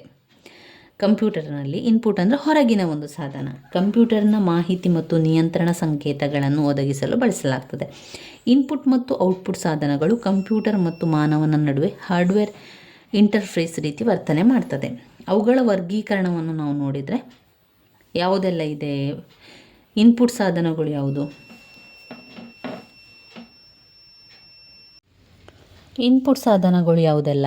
ಕೀಲಿಮಣೆ ಅಂದರೆ ಕೀಬೋರ್ಡ್ ಎಲ್ಲ ಬರ್ತದಲ್ಲ, ಇನ್ಪುಟ್ ಸಾಧನ ಅಂತ ಬಂದಾಗ ಕೀಲಿಮಣೆ, ಮೌಸ್, ಟ್ರ್ಯಾಕ್ ಬಾಲ್ ಬರುವಂಥ joystick, light pen, scanner, touch ಫಲಕ, ಡಿಜಿಟಲ್ ಕ್ಯಾಮರಾ, ಸ್ಮಾರ್ಟ್ ಕಾರ್ಡ್. ಇವಿಷ್ಟು ಇನ್ಪುಟ್ ಸಾಧನಗಳು. ಅದನ್ನು ನೆನಪಲ್ಲಿ ಇಟ್ಕೊಳ್ಳಿ. ಆ ಒಂದು ಇನ್ಪುಟ್ ಸಾಧನಗಳು ಯಾವುದೆಲ್ಲ? ಕೀಲಿಮಣೆ ಅಂದರೆ ಕೀಬೋರ್ಡ್ ಅಂತವೇ ನೀವು ಕನ್ನಡ ಅಕ್ಷರಗಳಲ್ಲಿ ಬರೆದ್ರಾಯಿತು. ಕೀಲಿಮಣೆ ಅಂತ ನೆನಪಾಗದಿದ್ದರೆ ಕೀಬೋರ್ಡ್ ಅಂತವೇ ಬರೀರಿ. Keyboard, mouse, track ball, joystick, light pen, scanner, touch ಫಲಕ, ಡಿಜಿಟಲ್ ಕ್ಯಾಮರಾ, ಸ್ಮಾರ್ಟ್ ಕಾರ್ಡ್. ಒಟ್ಟು 9 ಇನ್ಪುಟ್ ಸಾಧನಗಳಿದೆ. ಆ 9 ಇನ್ಪುಟ್ ಸಾಧನಗಳನ್ನು ಬರೀರಿ. ಆಮೇಲೆ ನಿಮಗೆ ಗೊತ್ತಿರುವ ರೀತಿಯಲ್ಲಿ ಅದನ್ನು ವಿವರಿಸಿ. ಇವಾಗ ನಿಮಗೆ ಸಣ್ಣ ಪುಟ್ಟ ಕಂಪ್ಯೂಟರ್ಗಳ ಬಗ್ಗೆ ವಿಚಾರಗಳು ಗೊತ್ತಿರ್ತದೆ. ಅಂದರೆ ಕೀಬೋರ್ಡಲ್ಲಿ ಏನಿದೆ, ಅದರಲ್ಲಿ ಅಂಕೆಗಳು, ಸಂಖ್ಯೆಗಳು ಎಲ್ಲ ಇರುವಂಥದ್ದು. ಅದು ನಮಗೆ ಏನು ಮಾಡ್ತದೆ, ಕಂಪ್ಯೂಟರಿಗೆ ಬೇಕಾದಂಥ ವಿಚಾರಗಳನ್ನು, ಮಾಹಿತಿಗಳನ್ನು ಟೈಪ್ ಮಾಡಲಿಕ್ಕೆ ತುಂಬಾ ಸಹಾಯಕವಾಗಿರುವಂಥದ್ದು. ಅದು ಕಂಪ್ಯೂಟರ್ನ ಇನ್ಪುಟ್ ಸಾಧನವಾಗಿದೆ ಎನ್ನುವಂಥದ್ದನ್ನು ಬರಿತಾ ಹೋಗಿ. ಮೌಸ್ ಯಾವುದಕ್ಕೆ ಸಹಾಯ ಆಗ್ತದೆ? ಅದು ಕಂಪ್ಯೂಟರ್ನಲ್ಲಿ ಒಂದು ನಮಗೆ ಮಾಹಿತಿ ಎಲ್ಲೆಲ್ಲಿ ರವಾನಿಸ್ತದೆ ಅಂತ ಸೂಚನೆಯನ್ನು ಕೊಡುವಂಥದ್ದು, ಆ ಚಲನೆಯ ಬಗ್ಗೆ ಪತ್ತೆ ಹಚ್ಚಿಸುವಂಥದ್ದು, ನಮಗೆ ಆ ಒಂದು ಕಂಪ್ಯೂಟರ್ನಲ್ಲಿ ಪರದೆಯಲ್ಲಿ ಇರುವಂಥ ಜಾಗವನ್ನು ತೋರಿಸಲಿಕ್ಕೆ ಇದು ಸಹಾಯಕ. ಈ ರೀತಿಯಾಗಿ ವಿವರಿಸ್ತಾ ಹೋಗುವಂಥದ್ದು. ಕೀಬೋರ್ಡ್ ಅಂದರೆ ಬಳಕೆದಾರರ ಗಣಕಕ್ಕೆ ಡೇಟಾ ಮತ್ತು ಸೂಚನೆಗಳನ್ನು ಟೈಪ್ ಮಾಡಲಿಕ್ಕೆ ಅದು ಬೇಕಾಗಿರುವಂಥದ್ದು. ಎಲ್ಲ ಕಂಪ್ಯೂಟರ್ನಲ್ಲೂ ಕೂಡ ಕೀಬೋರ್ಡ್ ಬೇಕು. ಈ ಕೀಬೋರ್ಡ್ನಲ್ಲಿ ವರ್ಣಮಾಲೆ ಅಕ್ಷರಗಳಿದೆ, ಸಂಖ್ಯೆಗಳಿದೆ, ಏನೆಲ್ಲ ಇದೆ ಅಂತ ನೆನಪಲ್ಲಿಟ್ಕೊಳ್ಳಿ. ಈಗ ನೀವು ಪ್ರತಿಯೊಬ್ಬರು ಕೂಡ ಕೀಬೋರ್ಡನ್ನು ನೋಡಿರ್ತೀರಿ, ಕಂಪ್ಯೂಟರನ್ನು ನೋಡಿರ್ತೀರಿ. ಆ ವಿಚಾರವನ್ನೇ ಬರಿತಾ ಹೋದ್ರಾಯಿತು. ಕೀಬೋರ್ಡಲ್ಲಿ ಏನೆಲ್ಲ ಇದೆ? ವರ್ಣಮಾಲೆ ಅಕ್ಷರ ಇದೆ, ಸಂಖ್ಯೆಗಳಿದೆ, ಅಕ್ಷರಗಳಿದೆ, ಚಿಹ್ನೆಗಳಿದೆ, ಮೂಲಭೂತ ಕೀಗಳನ್ನು ಒಳಗೊಂಡಿರೋ ಒಂದು ಟೈಪಿಂಗ್ ಪ್ರದೇಶವನ್ನು ಹೊಂದಿದೆ. ಈ ರೀತಿಯಾಗಿ ಬರಿತಾ ಹೋಗಿ. ಅದಕ್ಕೆ ಬಲಗಡೆ ಮಾಡಲಿಕ್ಕೆ ಒಂದು ಚಿಹ್ನೆ ಇದೆ, ಎಡಗಡೆ ಮಾಡಲಿಕ್ಕೆ ಚಿಹ್ನೆ ಇದೆ. ಇನ್ನು ಹೊಸ ಮಲ್ಟಿಮೀಡಿಯಾ ಕೀಬೋರ್ಡಲ್ಲಿ ಸಂಗೀತ, ವೆಬ್ ಈ ಥರ ಕಾರ್ಯಕ್ರಮಗಳನ್ನು ನಿಲುಕಿಸಿಕೊಳ್ಳಲು ವಿಶೇಷ ಕೀಲಿಗಳು ಕೂಡ ಹೊಂದಿರ್ತದೆ. ಇದನ್ನೆಲ್ಲ ನಾವು ಕೀಬೋರ್ಡ್ನ ವಿಚಾರದಲ್ಲಿ ಬರೆದ್ರಾಯಿತು. ಮೌಸ್ ಅಂತ ಬಂದಾಗ ಕೂಡ ಹಾಗೆ. ಮೌಸಲ್ಲಿ ಇದು ಮೌಸ್ ಆರಂಭಿಕವಾಗಿ ಮೌಸ್ ಒಂದು ಬಳಕೆದಾರರ ಸ್ನೇಹಿ ಅಂತ ಹೇಳ್ಬೋದು. ಅದು ತಂತಿರಹಿತ ಮೌಸ್ ಆಗಿದೆ. ಆಮೇಲೆ ಅದು ವೈಯಕ್ತಿಕ ಕಂಪ್ಯೂಟರ್ನಲ್ಲಿ ಮೌಸ್ ಒಂದು ವ್ಯಾಪಕವಾಗಿ ಬಳಸಲಾಗ್ತಾ ಇರುವ ತೋರಿಸುವ ಒಂದು ಸಾಧನ ಅಂತ ಬರೀರಿ. ಆಮೇಲೆ ಟ್ರ್ಯಾಕ್ ಬಾಲ್ ಅಂದರೆ ಏನು?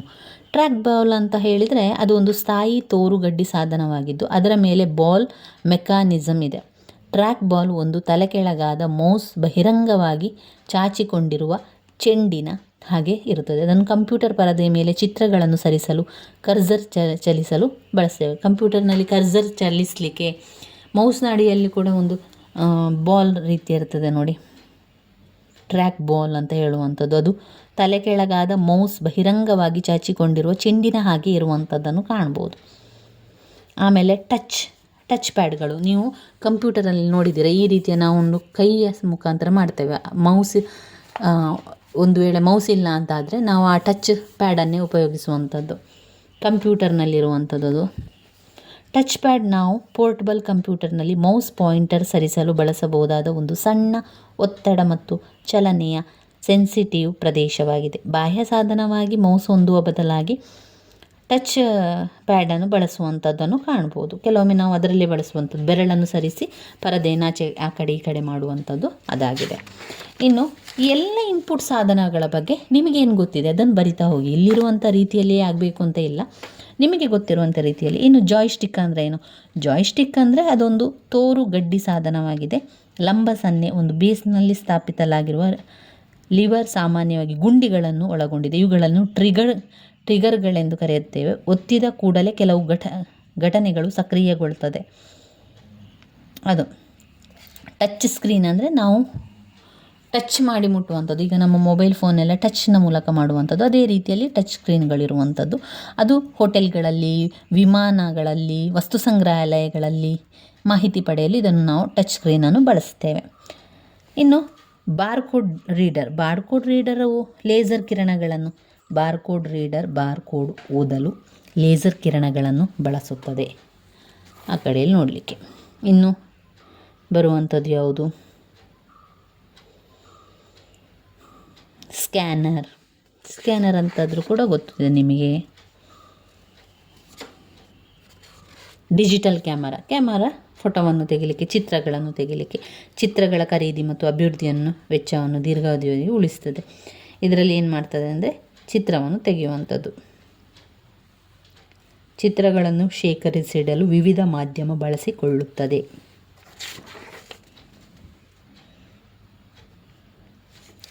ಬೆಳಕಿನ ಪೆನ್ ಅಂದರೆ ಇಲ್ಲಿ ಕೆಲವೊಮ್ಮೆ ನಾವು ಒಂದು ಪೆನ್ ಕೊಡ್ತಾರೆ ನೋಡಿ ಟಚ್ ಸ್ಕ್ರೀನಿಗೆ ಮಾಡಲಿಕ್ಕೆ. ಲೈಟ್ ಪೆನ್ ಬೆಳಕಿನ ಅಸ್ತಿತ್ವವನ್ನು ಪತ್ತೆ ಮಾಡುವ ಒಂದು ತೋರು ಕಡ್ಡಿ ಸಾಧನ. ಕಂಪ್ಯೂಟರ್ ಪರದೆಯ ಮೇಲೆ ಒಂದು ಲೈಟ್ ಪೆನ್ ಸೂಚಿಸುವ ಮತ್ತು ಅದರ ಇನ್ಪುಟ್ ಗುಂಡಿಯನ್ನು ಒತ್ತುವ ಮೂಲಕ ನಾವು ಒಂದು ಮೆನುವಿನಿಂದ ಆಯ್ಕೆಯನ್ನು ಮಾಡುವಂಥದ್ದು. ತುಂಬ ಕಡೆಗಳಲ್ಲಿ ನೋಡು ಪೆನ್ನನ್ನು ಉಪಯೋಗಿಸಿಕೊಂಡು ಬಳಸುವಂಥದ್ದು. ಇವೆಲ್ಲ ಕೂಡ ಇನ್ಪುಟ್ ಸಾಧನಗಳನ್ನು ಕಲಿತ್ಕೊಳ್ಳಿ. 9 ಇನ್ಪುಟ್ ಸಾಧನಗಳಿದೆ. 10 ಅಂಕಕ್ಕೆ ಬಂದಾಗ ನಮಗೆ ಈ ಎಲ್ಲ ಇನ್ಪುಟ್ ಸಾಧನಗಳ ಹೆಸರುಗಳನ್ನು ಬರೆದು ಅವುಗಳನ್ನೆಲ್ಲ ವಿವರಿಸ್ತಾ ಹೋಗಿ ನಂತರ ಅದರಿಂದ ಏನು ಪ್ರಯೋಜನ ಅಂತ ಕೂಡ ಸ್ವಲ್ಪ ಬರಿತಾ ಹೋಗಿ. ಇದೆಲ್ಲ ಕೂಡ ನಾವು ದೈನಂದಿನ ದಿನಗಳಲ್ಲಿ ಹೆಚ್ಚಾಗಿ ಕಂಪ್ಯೂಟರ್ನ ಅಲ್ಲಿ ಕೆಲಸ ಮಾಡುವವರಿಗೆ ಇದು ತುಂಬಾ ಸುಲಭ ಅಂತ ಅನ್ನಿಸ್ತದೆ. ಯಾಕಂದರೆ ಅವರಿಗೆ ಪ್ರತಿಯೊಂದು ಭಾಗ ಕೂಡ ಏನು ಕೆಲಸ ಮಾಡ್ತದೆ, ಏನು ವರ್ಕ್ ಆಗ್ತಾಯಿದೆ ಅಂತ ಗೊತ್ತಾಗ್ತದಲ್ವ. ಸಾಧಾರಣವಾಗಿ ನೀವು ಕಂಪ್ಯೂಟರ್ಗಳಲ್ಲಿ ಕೆಲಸದಲ್ಲಿದ್ದೀರಿ ಅಂತಾದರೆ ನಿಮಗೆ ಇದನ್ನು ಬರಿಬೇಕಾದ್ರೆ ನಿಮ್ಮದೇ ಸ್ವಂತ ವಾಕ್ಯದಲ್ಲಿ ಬರಿತಾ ಹೋಗಿ. ಅದು ಯಾವುದಕ್ಕೆ ಉಪಯೋಗ ಆಗ್ತದೆ ಅಂದರೆ ಏನು? ಈಗ ಕೀಲಿಮಣೆ ಅಂದರೆ ಕೀಬೋರ್ಡ್ ಅಂದರೆ ಏನು, ಅದರಲ್ಲಿ ಯಾವ ಅಕ್ಷರ ಇದೆ, ಏನೆಲ್ಲ ಚಿಹ್ನೆಗಳಿದೆ, ಏನೆಲ್ಲ ಅಲ್ಲಿ ಇದೆ ಅಂತ ಸಂಪೂರ್ಣವಾಗಿ ನಮಗೆ ಯಾವಾಗಲೂ ನೋಡ್ತಾ ಇರುವವರಿಗೆ ಎಲ್ಲ ಸರಿಯಾಗಿ ಗೊತ್ತಿರೋದ್ರಿಂದ ನಿಮ್ಮದೇ ಆದ ಒಂದು ವಿವರಣೆಯಲ್ಲಿ ಕೊಡ್ತಾ ಬರಿತಾ ಹೋಗಿ ಇನ್ಪುಟ್ ಸಾಧನಗಳ ಬಗ್ಗೆ. ಇನ್ನು ಬರುವಂಥದ್ದು ತುಂಬಾ ಮುಖ್ಯವಾಗಿರುವಂಥದ್ದು ಇಂಪ್ಯಾಕ್ಟ್ ಮುದ್ರಕಗಳು ಮತ್ತು ನಾನ್ ಇಂಪ್ಯಾಕ್ಟ್ ಮುದ್ರಕಗಳಾಗಿದೆ.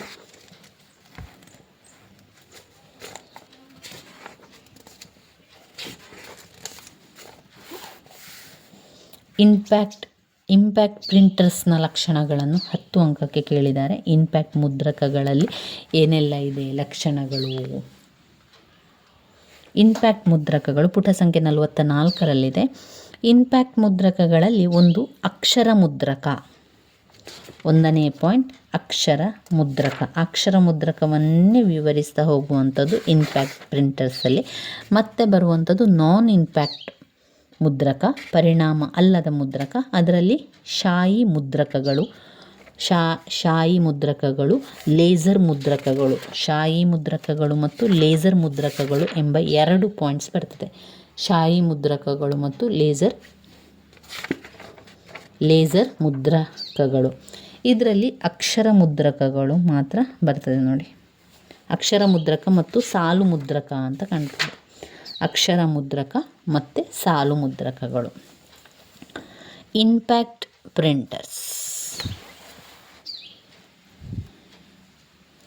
ಇಂಪ್ಯಾಕ್ಟ್ ಪ್ರಿಂಟರ್ಸ್ ಪರಿಣಾಮ ಪ್ರಿಂಟರ್ಗಳು ಶಾಯಿ ರಿಬ್ಬನ್ ಮತ್ತು ಕಾಗದಗಳ ಸಂಪರ್ಕದಿಂದ ಕಾಗದದ ತುಂಡು ಮೇಲೆ ಅಕ್ಷರಗಳು ಮತ್ತು ಗ್ರಾಫಿಕ್ ರೂಪಿಸುತ್ತದೆ. ಈ ತಾಂತ್ರಿಕತೆ ಸಾಂಪ್ರದಾಯಿಕ ಬೆರಳಚ್ಚನ್ನು ಹೋಲ್ತದೆ. ಇಂಪ್ಯಾಕ್ಟ್ ಪ್ರಿಂಟರ್ಸ್, ಈಗ ಪ್ರಿಂಟರ್ಸ್ ಅಂತ ನೆನಪಲ್ಲಿ ಇಟ್ಕೊಳ್ಳಿ. ಪ್ರಿಂಟರ್ಸ್ನಲ್ಲಿ ಈಗ ಪ್ರಿಂಟ್ ಮಾಡುವುದರಲ್ಲಿ ಯಾರೆಲ್ಲ ಕೆಲಸವನ್ನು ಮಾಡ್ತಾ ಇದ್ದೀರೋ ಅವರಿಗೆ ಇದರ ಬಗ್ಗೆ ನೋಡಿ, ಸರಿಯಾಗಿ ಯಾವ ರೀತಿ ಪ್ರಿಂಟ್ ಆಗ್ತದೆ, ಏನೆಲ್ಲ ಒಂದು ವಸ್ತುಗಳು ಬೇಕು ಎನ್ನುವಂಥದ್ದು ನಿಮಗೆ ಗೊತ್ತಾಗ್ತದೆ. ಅಕ್ಷರ ಮುದ್ರಕ, ಮೊದಲಿಗೆ ಒಂದು ಪ್ರಿಂಟ್ ಅಂತ ಬಂದ ಕೂಡಲೇ ಅಲ್ಲಿ ಬೇಕಾಗುವಂಥದ್ದು ಅಕ್ಷರಗಳು. ಇಂಪ್ಯಾಕ್ಟ್ ಪ್ರಿಂಟರ್ಗಳಲ್ಲಿ ಮೊದಲನೇದು ಅಕ್ಷರ, ಮತ್ತೊಂದು ಸಾಲು ಮುದ್ರಕ. ಅಕ್ಷರ ಮುದ್ರಕ ಮತ್ತು ಸಾಲು ಮುದ್ರಕ. ಅಕ್ಷರ ಮುದ್ರಕ, ಈ ಮುದ್ರಕಗಳು ಒಂದು ಸಮಯದಲ್ಲಿ ಒಂದೇ ಅಕ್ಷರ ಮುದ್ರಿಸಬಹುದು. ಅವು ಬೆರಳಚ್ಚು ಯಂತ್ರದಂತೆ ಕೆಲಸ ಮಾಡ್ತದೆ. ಒಮ್ಮೆ ಒಂದು ಅಕ್ಷರ, ಮತ್ತೊಮ್ಮೆ ಮತ್ತೊಂದು ಅಕ್ಷರ, ಈ ರೀತಿಯಾಗಿ ನಿಧಾನವಾಗಿ ಅಕ್ಷರಗಳನ್ನು ಜೋಡಿಸ್ತಾ ಹೋಗುವಂಥದ್ದು. ಉದಾಹರಣೆಗೆ ಡೈಸಿ ವೀಲ್ ಮುದ್ರಕ, ಡಾಟ್ ಮ್ಯಾಟ್ರಿಕ್ಸ್ ಮುದ್ರಕ, ಇಂಕ್ ಜೆಟ್ ಪ್ರಿಂಟರ್ಸ್ ಇದೆಲ್ಲ. ಇನ್ನು ಜೈಸಿ ವೀಲ್ ಮುದ್ರಕ, ಈ ಪ್ರಿಂಟರ್ ಚೆಂಡು ತಲೆ ಬೆರಳಚ್ಚು ಯಂತ್ರ ಹೋಲ್ತದೆ. ಈ ರೀತಿಯ ಪ್ರಿಂಟರ್ ಪ್ಲಾಸ್ಟಿಕ್ ಅಥವಾ ಲೋಹದ ಚಕ್ರ ಹೊಂದಿದ್ದು ಪ್ರತಿ ಅಕ್ಷರದ ಆಕಾರಗಳು ಅವುಗಳ ಮೇಲೆ ಮುದ್ರಿತಗೊಂಡಿರ್ತದೆ. ಇನ್ನು ಇಲ್ಲಿ ಡಾಟ್ ಮ್ಯಾಟ್ರಿಕ್ಸ್ ಮುದ್ರಕ ಅಂತ ಕೂಡ ಇದೆ ನೋಡಿ. ಡಾಟ್ ಮ್ಯಾಟ್ರಿಕ್ಸ್ ಮುದ್ರಕ ವೈಯಕ್ತಿಕ ಕಂಪ್ಯೂಟರ್ಗಳು ಬಳಸುವ ಅತ್ಯಂತ ಜನಪ್ರಿಯ ಮುದ್ರಕಗಳು. ಈ ಡಾಟ್ ಮ್ಯಾಟ್ರಿಕ್ಸ್ ಮುದ್ರಕ ಇತರ ತಂತ್ರಜ್ಞಾನಿಗಳಿಗೆ ಹೋಲಿಸಿದರೆ ಬಹಳ ಅಗ್ಗವಾಗಿ ಸಿಗುವಂಥದ್ದು. ಡಾಟ್ ಮ್ಯಾಟ್ರಿಕ್ ಮುದ್ರಕಗಳು ಸಾಮಾನ್ಯವಾಗಿ ವೆಚ್ಚದಲ್ಲಿ ಮತ್ತು ಸಾಮರ್ಥ್ಯದಲ್ಲಿ ಉತ್ತಮ ರಾಜಿ ಎಂದು ಪರಿಗಣಿಸಲಾಗುತ್ತದೆ. ಇಂಪ್ಯಾಕ್ಟ್ ಮುದ್ರಕಗಳ ಲಕ್ಷಣಗಳು: ಒಂದು ಅಕ್ಷರ ಮುದ್ರಕ, ಆಮೇಲೆ ಡಾಟ್ ಮ್ಯಾಟ್ರಿಕ್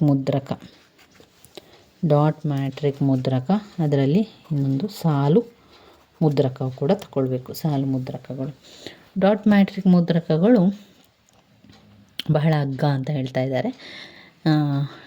ಇದನ್ನು 1990ರವರೆಗೆ ವೈಯಕ್ತಿಕ ಕಂಪ್ಯೂಟರ್ಗಳ ಜೊತೆಗೆ ಬಳಸಲ್ಪಡುವ ಮುದ್ರಕಗಳಲ್ಲಿ ಅತ್ಯಂತ ಸಾಮಾನ್ಯವಾಗಿತ್ತು. ಈ ಪ್ರಿಂಟರ್ ಅಕ್ಷರಗಳನ್ನು ಚುಕ್ಕೆಗಳ ಸಹಾಯದಿಂದ ರೂಪುಗೊಳ್ಳುತ್ತದೆ. ಚುಕ್ಕೆಗಳನ್ನು ಹಾಕೋದು ನೋಡಿ, ಇಲ್ಲಿ ಉದಾಹರಣೆ ಇಲ್ಲಿ ಒಂದು ಕಾಣ್ತದೆ ನೋಡಿ, ಚುಕ್ಕಿ ಹಾಕಿ ನಂಬರನ್ನು ಬರೆದಿದ್ದಾರೆ. ಬಿಂದುಗಳ ಮಾದರಿಯಲ್ಲಿ ಅಕ್ಷರಗಳು ಇರ್ತದೆ. ಇನ್ನು ಸಾಲು ಮುದ್ರಕ ಅಂತ ಹೇಳಿದಂತೆ ಹೆಸರು ಸೂಚಿಸುವಂತೆ ಸಾಲು ಮುದ್ರಕ ಒಂದು ಹೆಚ್ಚಿನ ವೇಗದ ಪ್ರಿಂಟರ್. ಒಂದು ಸಮಯದಲ್ಲಿ ಪಠ್ಯದ ಒಂದು ಸಂಪೂರ್ಣ ಲೈನ್ ಮುದ್ರಿಸಲು ಬಳಸಲಾಗ್ತದೆ.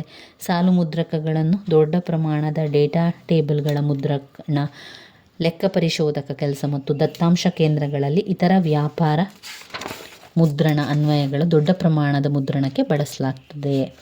ಇನ್ನು ನಾನ್ ಇಂಪ್ಯಾಕ್ಟ್ ಮುದ್ರಕ, ಇದರಲ್ಲಿ ಶಾಯಿ ಮುದ್ರಕ, ಶಾಯಿಯನ್ನು ಹಾಕಿ ಬಳಸುವಂಥದ್ದು, ಮತ್ತೊಂದು ಲೇಸರ್ನಲ್ಲಿ ಬಳಸುವಂಥ ಮುದ್ರಕ.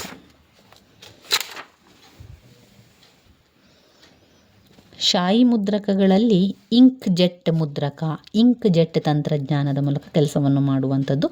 ಡಾಟ್ ಮ್ಯಾಟ್ರಿಕ್ಸ್ ಮುದ್ರಕಗಳಿಂದ ಉತ್ತಮ ಗುಣಮಟ್ಟದ ಮುದ್ರಿತ ಉತ್ಪಾದಿಸುತ್ತದೆ. ಕಾಗದದ ಮೇಲೆ ಒಂದು ನಿಯಂತ್ರಿತ ಹರಿವಿನ ಸಣ್ಣ ಶಾಯಿ ಹನಿಗಳನ್ನು ನಿಖರವಾಗಿ ಶಾಯಿಯನ್ನು ಸಿಂಪಡಿಸಿ ಡಾಟನ್ನು ಹಾಕುವಂಥದ್ದು. ಘನ ಅಕ್ಷರಗಳನ್ನು ಮುದ್ರಿಸಲಾಗುತ್ತದೆ. ಈ ಮುದ್ರಕಗಳು ಮುದ್ರಣ ಗುಣಮಟ್ಟ ಸೆಕೆಂಡಿಗೆ 700 ಅಥವಾ ಹೆಚ್ಚು ಮುದ್ರಣ ಪ್ರಕ್ರಿಯೆಯನ್ನು ಸಮಯದಲ್ಲಿ ತುಲನಾತ್ಮಕವಾಗಿ ನಿಶ್ಶಬ್ದ. ಈ ಮುದ್ರಕಗಳು ಬಳಸಲು ಸುಲಭ ಮತ್ತು ಬಣ್ಣದ ಪುಟಗಳನ್ನು ಮುದ್ರಿಸಲು ಬಳಸಬಹುದು. ಇಂಕ್ ಜೆಟ್ ಪ್ರಿಂಟರ್ ಪ್ರಯೋಜನ ಏನು? ಮುದ್ರಕಗಳು ಕಾರ್ಯಾಚರಣೆಯಲ್ಲಿ ಹೆಚ್ಚು ನಿಶ್ಶಬ್ದ ಆಗಿರ್ತದೆ. ಹೆಚ್ಚಿನ ಮುದ್ರಣ ರೆಸೊಲ್ಯೂಷನ್ ಮೂಲಕ ಅಪ್ಪಟವಾದ ಸುಗಮ ವಿವರಗಳನ್ನು ಮುದ್ರಿಸಬಹುದು. ಛಾಯಾಗ್ರಹಣ ಗುಣಮಟ್ಟದ ಪಠ್ಯ ಮತ್ತು ಚಿತ್ರಗಳನ್ನು ಉತ್ಪತ್ತಿ ಮಾಡಬಹುದು. ಇದು ಅನಾನುಕೂಲ ಅಂತ ಬಂದಾಗ ಇದು ದುಬಾರಿ ಅಂತೆ. ಇದು ತುಂಬ ದುಬಾರಿಯಾಗಿದೆ. ಯಾಕಂದರೆ ಇಂಕ್ ಆ ಶಾಯಿ ಇದೆಯಲ್ಲ ಅದು ದುಬಾರಿಯಾಗಿರುವಂಥದ್ದು. ದೋಷ ಸಂದೇಶ ಕೂಡ ತೋರಿಸ್ತದೆ. ತಪ್ಪಾಗಿ ಶಾಯಿ ಆಗಿ ದೋಷ ಸಂದೇಶ ಬರ್ತದೆ. ಇನ್ನು ಬರುವಂಥದ್ದು ಲೇಸರ್ ಮುದ್ರಕಗಳು. ಇದು ಒಂದು ಉತ್ತಮ ಗುಣಮಟ್ಟದ ಉನ್ನತ ವೇಗ ಮತ್ತು ಹೆಚ್ಚಿನ ಪ್ರಮಾಣದ ತಂತ್ರಜ್ಞಾನ ಪ್ರಿಂಟರ್. ಲೇಸರ್ ಮುದ್ರಕಗಳು ಡ್ರಮ್ ಮೇಲೆ ಚಿತ್ರ ತಯಾರಿಸಲು ಲೇಸರ್ ಕಿರಣವನ್ನು ಬಳಸುತ್ತದೆ. ಇದು ಹಿಟ್ ಎಲ್ಲೆಲ್ಲಿ ಲೇಸರ್ ಬೆಳಕು ಡ್ರಮ್ ಮೇಲೆ ಎಲ್ಲಿ ಹಿಟ್ ಮಾಡುತ್ತದೆ ಅಲ್ಲಿ ವಿದ್ಯುತ್ ಬದಲಾಯಿಸಲಾಗುತ್ತದೆ. ಯಾವಾಗ ಡ್ರಮ್ಮನ್ನು ಟೋನರ ಭಂಡಾರದ ಮೇಲೆ ಉರುಳಿಸುತ್ತೇವೋ ಆಗ ಆರೋಪ ಭಾಗಗಳನ್ನು ತೆಗೆದುಕೊಳ್ಳುತ್ತದೆ. ಅಂತಿಮವಾಗಿ ಟೋನರನ್ನು ಶಾಖ ಮತ್ತು ಒತ್ತಡವನ್ನು ಸಂಯೋಜನೆಯ ಮೂಲಕ ಕಾಗದಕ್ಕೆ ವರ್ಗಾಯಿಸಲಾಗುತ್ತದೆ. ಲೇಸರ್ ಮುದ್ರಕಗಳು ಉತ್ತಮ ಗುಣಮಟ್ಟದ ಪಠ್ಯ ಮತ್ತು ಗ್ರಾಫಿಕ್ ಉತ್ಪತ್ತಿ ಮಾಡಲು ಸೂಕ್ತ. ಆದರೆ ಇದು ತುಂಬ ದುಬಾರಿ. ಅವುಗಳು ಬಳಸುವ ತಂತ್ರಜ್ಞಾನ ಕೂಡ ಫೋಟೋಕಾಪಿ ಯಂತ್ರಗಳದೇ ಆಗಿದೆ. ಲೇಸರ್ ಮುದ್ರಕಗಳು ನಿಮಿಷಕ್ಕೆ 10 ಪುಟಗಳಿಂದ 200 ಪುಟಗಳನ್ನು ಮುದ್ರಿಸುತ್ತದೆ. ಲೇಸರ್ ಮುದ್ರಕಗಳನ್ನು ಪುಟ ಮುದ್ರಕಗಳು ಎಂದು ಕರೆಯುತ್ತೇವೆ. ಇವುಗಳು ಒಂದೇ ನಿಮಿಷದಲ್ಲಿ ಇಡೀ ಪುಟ ಮುದ್ರಿಸುತ್ತದೆ. ಸ್ಟ್ಯಾಂಡರ್ಡ್ಸ್ ಲೇಸರ್ ಮುದ್ರಕಗಳನ್ನು ಬಣ್ಣದ ವಿಷಯದಲ್ಲಿ 2 ವಿಭಾಗಗಳಾಗಿ ವರ್ಗೀಕರಿಸಲಾಗಿದೆ. ಏಕವರ್ಣದ ಲೇಸರ್ ಮುದ್ರಕ, ಬಣ್ಣದ ಲೇಸರ್ ಮುದ್ರಕ. ಅಂದರೆ ಇಲ್ಲಿ ನೀವು ಪ್ರಿಂಟರ್ಸ್ ನೋಡಿರ್ಬೋದು. ಈಗ ನಾವು ಪ್ರಿಂಟ್ ಮಾಡ್ತೇವೆ ನೋಡಿ, ಅದರಲ್ಲಿ ಒಂದೇ ಬಣ್ಣದ ಇರ್ತದೆ. ಹಾಗೆ ಕೆಲವೊಮ್ಮೆ ನಾವು ಕಲರ್ ಪ್ರಿಂಟ್ ಬೇಕು ಅಂತ ಹೇಳಿದರೆ ಅವರು ನಮಗೆ ಬಣ್ಣದ ಪ್ರಿಂಟ್ ಕೂಡ ಮಾಡಿ ಕೊಡ್ತಾರಲ್ವ, ಅದೇ ರೀತಿ ಇರುವಂಥದ್ದು ಇದು ಕೂಡ. ಏಕವರ್ಣದ ಲೇಸರ್ ಮುದ್ರಕಗಳಿಗೆ ಒಂದು ಟೋನರ್ ಬಳಸಲಾಗ್ತದೆ. ಬಣ್ಣದ ಲೇಸರ್ ಮುದ್ರಕಗಳು ಸಂಪೂರ್ಣವಾಗಿ ಬಣ್ಣ ಮುದ್ರಿಸಲು 4 ಟೋನರ್ ಬಳಸುತ್ತೆ. ಈ ಮುದ್ರಕಗಳು ಏಕವರ್ಣದಕ್ಕಿಂತ 10 ಬಾರಿ ದುಬಾರಿಯಾಗಿದೆ. ಬಣ್ಣದ ಲೇಸರ್ ಮುದ್ರಕಗಳು ತಮ್ಮ ವೆಚ್ಚದ ಹೊರತಾಗಿಯೂ ಜನಪ್ರಿಯವಾಗಿದ್ದು ವ್ಯಾಪಕವಾಗಿ ಬಳಸಲಾಗುವಂಥದ್ದು ಬಣ್ಣದ ಒಂದು ಮುದ್ರಕ. ಗ್ರಾಫಿಕ್ ಮತ್ತು ಛಾಯಾಚಿತ್ರಗಳು ದಾಖಲೆಗಳನ್ನು ಮುದ್ರಿಸಲು ಬಣ್ಣದ ಲೇಸರ್ ಮುದ್ರಕ ಉತ್ತಮ ಆಯ್ಕೆಯಾಗಿದೆ. ಪ್ರಿಂಟ್ ವೇಗ, ಗುಣಮಟ್ಟ, ಪ್ರಿಂಟರ್ ರೆಸೊಲ್ಯೂಷನ್, ವಿಶ್ವಾಸಾರ್ಹತೆ, ಟೋನರ್ ವೆಚ್ಚ ಒಂದು ಪ್ರಿಂಟರ್ ಆಯ್ಕೆಯಲ್ಲಿ ಪ್ರಮುಖ ನಿರ್ಧರಿಸುವ ಅಂಶ. ಇವಿಷ್ಟು ನಾವು ಇಂಪ್ಯಾಕ್ಟ್ ಪ್ರಿಂಟರ್ ಮತ್ತು ನಾನ್ ಇಂಪ್ಯಾಕ್ಟ್ ಪ್ರಿಂಟರ್ಗಳಲ್ಲಿ ಬರಿತಾ ಹೋಗಬೇಕಾಗಿರುವಂಥ ವಿಚಾರ. ಇನ್ನು ನಾವು ಈ ಕಂಪ್ಯೂಟರಲ್ಲಿ ಇನ್ಯಾವುದನ್ನು ಓದ್ಕೊಳ್ಬೇಕು ಅಂತ ಹೇಳಿದರೆ computer memory, random access memory RAM ಮತ್ತು ರೀಡ್ ಓನ್ಲಿ ಮೆಮೊರಿ. ಇವು ಕೂಡ ತುಂಬಾ ಮುಖ್ಯವಾಗಿರುವಂಥದ್ದು.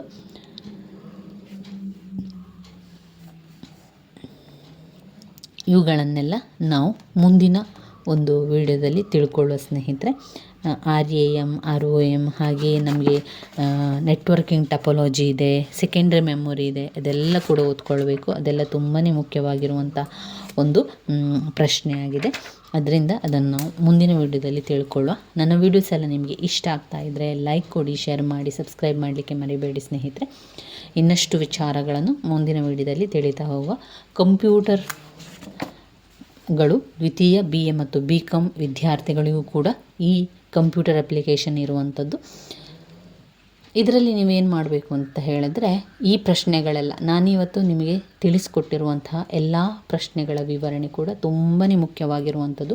ರಿಪೀಟಾಗಿ ಕೇಳಿರುವಂತಹ ಪ್ರಶ್ನೆಗಳು ಇದೆಲ್ಲ ಕೂಡ ಪದೇ ಪದೇ ಕೇಳಿರುವಂತಹ ಪ್ರಶ್ನೆಗಳಾದ್ದರಿಂದ ನಾನು ನಿಮಗೆ ಅದನ್ನು ಗುರುತನ್ನು ಹಾಕ್ಕೊಂಡಿರುವಂಥದ್ದು, ಹಾಗೆ ಅದರ ವಿವರಣೆಯನ್ನು ಕೂಡ ಕೊಟ್ಟಿರುವಂಥದ್ದು. ಇವುಗಳನ್ನಷ್ಟು ಪಾಯಿಂಟ್ಸ್ಗಳನ್ನು ಬರೀರಿ, ಪಾಯಿಂಟ್ಸ್ಗಳನ್ನು ಸರಿಯಾಗಿ ಕಲಿತ್ಕೊಂಡು ಬರೀರಿ ಸ್ನೇಹಿತರೆ. ಇನ್ನಷ್ಟು ವಿಚಾರಗಳಿದೆ, ಇನ್ನಷ್ಟು ಆಪರೇಟಿಂಗ್ ಸಿಸ್ಟಮ್ ಇದೆ, ಅದಾದಮೇಲೆ ಕಂಪ್ಯೂಟರ್ ನೆಟ್ವರ್ಕ್ ಇದೆ, ಅದಾದಮೇಲೆ ಜಾಲಬಂಧ ಟಪೋಲಾಜಿ ಇದೆ. ಇದು ವೆರಿ ಇಂಪಾರ್ಟೆಂಟ್ ಆಗಿರುವ ಇನ್ನಷ್ಟು ವಿಚಾರಗಳು ನಾವು ಕಂಪ್ಯೂಟರ್ನಲ್ಲಿ ಓದ್ಕೊಳ್ಳಿಕ್ಕಿದೆ. ಅದನ್ನು ನಾವು ಮುಂದಿನ ವಿಡಿಯೋದಲ್ಲಿ ತಿಳ್ಕೊಳ್ಳೋಣ. ಧನ್ಯವಾದಗಳು ಸ್ನೇಹಿತರೆ.